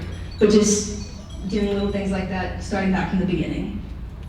So empowering, we want to empower our kids to feel safe so that they can connect around them. And when I say felt safety, it's kind of all in the name. You have to feel safe. Safety is a feeling. It's not just me telling you that you're safe. I'll give another brief story. When I was a foster parent, I was 21 years old, great state of North Dakota. North Dakota, you just have to raise your hand and they'll just like throw foster kids at you apparently. Crazy. And so I did that. And I had told them, I was like, hey, I'm really just interested in taking a baby. Because my parents were foster parents and they just took babies, and I guess that was kind of what I felt comfortable with. I didn't really know. I didn't know what I was doing. I was 21. My brain wasn't even developed. Luckily, it worked out. And so they called me the second I get licensed, and they said, "Great news. We have a baby for you." Awesome. Yes, she is. She's addicted to meth. She is currently withdrawing in the hospital. Are you interested? Yeah, absolutely. Great, she has a 2-year-old sister and a 5-year-old brother. Is that cool? And I was like, yeah, let's do it. And so I pick up these 3. This little girl, this 2-year-old who is just the most gigantic 2-year-old you've ever seen in your life. Talk about rolls on rolls. And so we go and we pick them up and we get home and I guess a little backstory on them. The baby was born addicted to meth. The kids, they were kind of living in this really rundown trailer. They were seeing this 5-year-old carrying this gigantic 2-year-old throughout their trailer park looking for people to help them. They tested the kid's hair that tested positive for meth and marijuana, and that was the kid's hair, just to show you kind of how close in proximity they were to those things. And so they came into care, we picked them up, we get home, the 5-year-old grabs his gigantic sister and like lays her on the couch and he's like, hey, where are y'all's diapers? We're like, no homie, you don't have to do that anymore, it's okay, let me have your sister. And he would ask, like one day I was pouring a glass of apple juice and he was like, is that whiskey? And I was like, boy, what do you mean is that whiskey? It's apple juice, do you want some? So like very above his years. But the way that their trauma kind of manifests itself is that this 5-year-old, felt safety was huge with him. 5-year-olds, I don't know if any of y'all have ever come into contact with one, but they never stop talking, and that was him.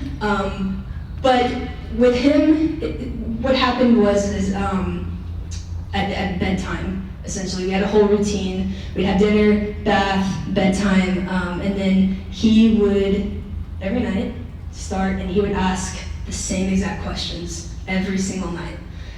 What happens if I get scared? What happens if my sister starts crying? What happens if I get hungry? What happens if I get thirsty? What happens if I have to go to the bathroom? what happens if I can't find you? And then lastly, we had a dog named Hunter that he absolutely despised. He'd be like praying at night and be like, I love my sister, I love Hunter, but not that much. All right, I get it. So what if Hunter comes into my room? And that was every night for like 2 months. And I was just like, finally got to the point where I'm like, he's playing me, right? He's 5, he doesn't want to go to bed. He knows the answers to these questions. We go over them every single night. So I don't know what more needs to happen to articulate to him where the bathroom has always been for the past 2 months, right? And then it dawned on me. I was like, you know what? Nighttime was probably really scary for him. There were probably a lot of noises happening in his trailer. There was probably a lot of different smells. His sister probably did cry and no one went to her aid. And there was a lot of uncertainty in his little life. And so what I did is I was like, you know what? His questions are so annoying that I'm just gonna get ahead of them, right? So I was like, on the way upstairs, he's gonna put Hunter in his kennel, check that off. We got a little glass of water and a snack and put it next to his bed, which he never touched. We would kind of talk, hey, if your sister cries, just know I'm gonna go get her. Where's my room? And we kind of did this game plan to where the questions did not stop. However, over time, they did kind of, turn into where does Spider-Man live? And more appropriate 5-year-old kind of bedtime stalling questions. But that's what he needed to feel safe, right? Every single night, in order for him to even close his eyes, he needed to hear me say those things. And then when he saw those things, it just went back to that consistency over time, because anything that has to do with kids, it's a process, right? It's a journey. And that's exactly kind of what happened with him and what he needed in order to feel safe, to even close his eyes at night. That was huge for him. And so when we talk about felt safety, that's kind of what we're talking about. And helping them feel safe, like I said, through your body, through things like hydration and blood sugar levels. I'm sure if you've been at a grocery store and you've seen a 5-year-old have a meltdown on aisle 3, your first thought wasn't, I bet she's thirsty. It's probably not what your thought was, but she could really be thirsty. There's studies out there that say when we feel thirsty, we're already 3% dehydrated. And a lot of our little guys, they don't even know what being thirsty feels like, right? So that child on aisle 3 having a meltdown could in fact be thirsty. Or have you ever been sitting in a meeting and like 20 minutes has passed by and then your boss looks at you and asks you a question and you have no idea what's going on because you're thinking about chicken nuggets? No, just me?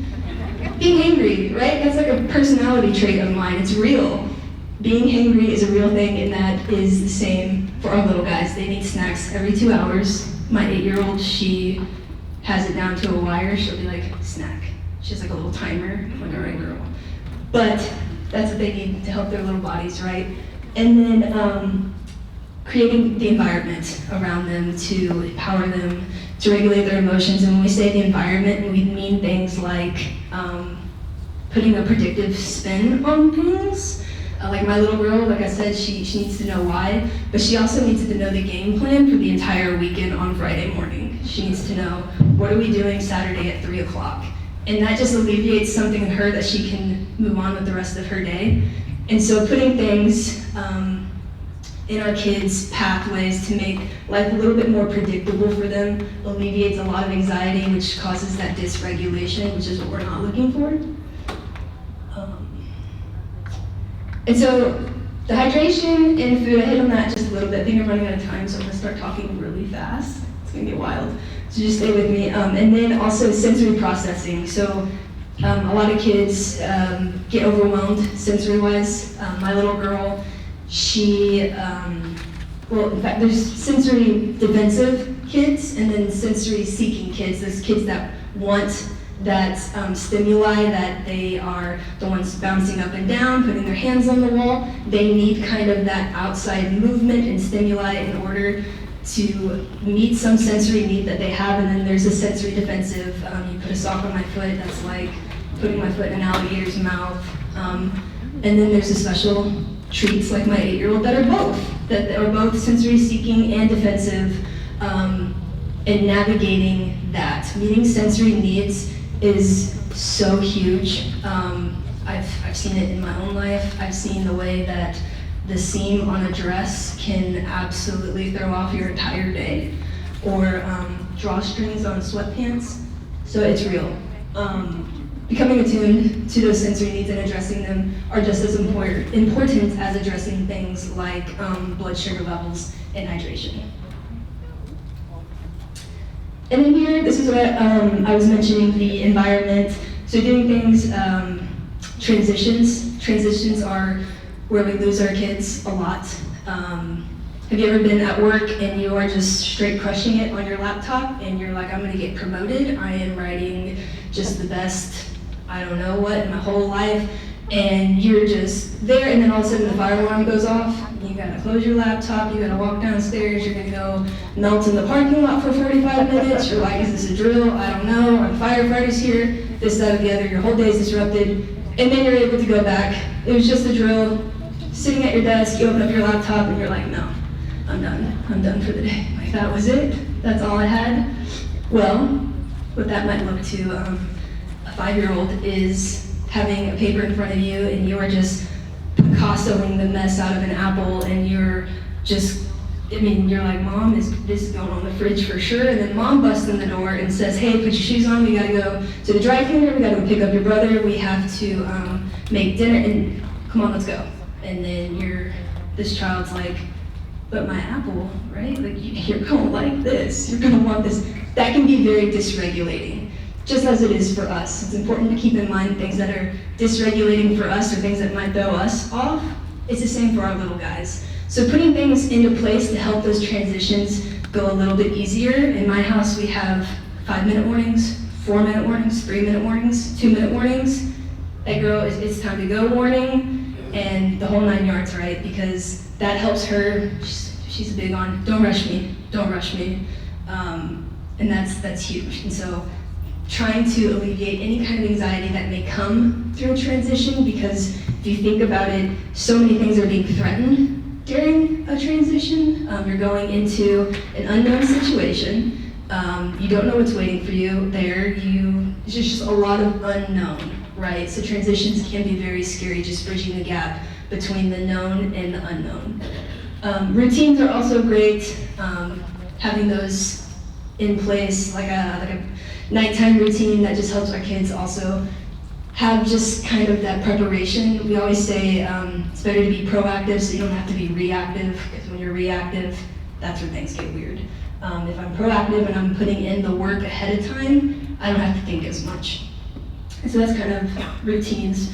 Rituals are kind of like routines. Rituals are like high school graduation. That's a ritual we do as a community, and it signifies kind of the closing of one chapter and the beginning of the next, right? We all in here know what high school graduation means. We know where that child just came from, and we know where that child's going, whether that be entering the workforce, military, or college, this, that, or the other. Like, it is something that is predictive, right? I'm running a really long time to tell one more story, and I'm gonna breeze through the rest, we're almost done. But the way that you can kind of remember the difference between a routine and a ritual is when my little one was about 3, it's when bath bombs were the thing. Like, everyone was like, bath bombs? She was like, I want one. And so we went and got her a bath bomb, and she wanted a black one, pitch black. I was like, all right, girl, cool. She said, that's the one I want. We went home, she is pumped, she is ready to go. She drops her black bath bomb in, and you would have thought we were summoning the devil himself, because she freaked out and was like, absolutely not. And then from that point on, bath time became an issue, right? She was like, I know where that drain leaves, I'm not doing it. So it became a whole thing. So like a nightly battle. So there was this disruption in our nightly routine. And so we created this ritual to kind of alleviate that. So what happened is our nighttime routines, we have dinner, bath, bed. So at dinner time, once the meal started concluding, you'll start seeing her start getting wiggly, right? Because she knows bath time's coming next. her leg starts going, she starts getting weird, asking weird questions, like weirdly aggressive, and you're just like, girl, like, it's gonna be okay. And so, to bridge that gap, we created this game called Gorilla, where I'm the big gorilla, she's the baby gorilla. I take the baby gorilla from the dinner table, we go, and essentially what we do is like have a tickle match, and then I put baby gorilla on my back and we walk to the watering hole. Gorilla became such a staple for her that she was willing to risk a bath in order to play it. Was it perfect and seamless? No. But over time, she started, the concluding of dinner, it started being more something she was anticipating out of excitement versus dread. And that just helps the evening as a whole move on, right? We had to stop playing gorilla because I picked her up from school one time and she like stood up in the back and like started beating her chest and was like, gorilla, and the teachers were like looking at me and I was like, this is the worst day of my life. Like, girl, stop. But that's kind of a ritual, right? It's the closing of one event and then the introduction of the next event, something to bridge that gap, to alleviate that anxiety, being more proactive. Correcting, this is the last principle. I'm not gonna get too much into it, mostly because I'm really bad at it. I'm like the worst corrector ever. I'm like, go to timeout, but I'm coming with you, let's go, girl. Because I can't do this. But so correcting, TBRI's stance, heavy emphasis on connecting. Do not try to correct a child that you are not connected to, because one, you're either manipulating them to act a certain way that you want in that moment, that's not gonna sustain, or you're gonna get aggression back. But if I'm connected to this child, I'm gonna get a little bit further. And what that can kind of look like is sharing power, which is very counterintuitive to somebody like me who grew up in a house where you don't share power. However, I can share power with my 8-year-old while still being in control, right? If I wanted to put her PJs on, I can let her choose if she wants to wear the pink PJs or the purple PJs, right? I'm not gonna say, I picked these out for you, you put them on. No, you have some say in this, right? Because I'm also wanting you to be able to make your decisions later in life and being able to negotiate that. Let's say she doesn't want to wear the pink or the purple pajamas. Okay, do you have a compromise? A compromise is something we introduced in my house way back when, and it is hilarious to hear a 3-year-old ask for a compromise. Like, you don't even know what that word means, but it is so funny. But then, compromise, that's empowering our kids to say, instead of the pink or the purple PJs, can I wear the green ones? You're still, you have a task that needs to be completed, and as long as it's completed, pick your battles, right? Dinner time, hey, do you want peas or carrots? I don't want peas or carrots. Do you want to compromise? Yeah. What do you want? Can you pick a compromise for me? How about corn? Great. We're still, checking off the list that my child had a vegetable at dinner with alleviating, no, you're gonna have corn or peas because the whole family's having peas and that's just what we're doing, right? And then the entire evening is thrown off. So compromises. And then life value terms. This is something we do with our foster youth a lot. When we have our programming, we sit them down and we ask them to come up with group rules, essentially. And it's really interesting because if you have a group of kids and you ask them to come up with their own rules, they're gonna say exactly what you want them to say, because they're just like thinking of rules that adults have given them in the past. So things like, don't hit, yes, no hurts, right? We create these terms that we come up with as a group so that we all know what the definition of no hurts is. We're not gonna hurt with our body or our words. And we're empowering the kids because these are your rules. You came up with it, right? But creating life value terms of when we say this word, this is what we mean, and to our group, we all have the same understanding. I am so out of breath because I tried to get through that quick. That's all I have. Like I said, I'm part of the TBRI Collaborative. We offer a 24-hour caregivers training where we go way in depth to everything that I skimmed the surface of. Today, if you're confused, you're supposed to come to the caregiver training where I can just yell at you some more, all breathy and out of breath. But I do have some cards. I have a table out there if you are interested. Please come and see me. Yes. How do you sign up for one? Come and see me and I will get you set up in the right direction. I will sign you up. All right, thank you so much.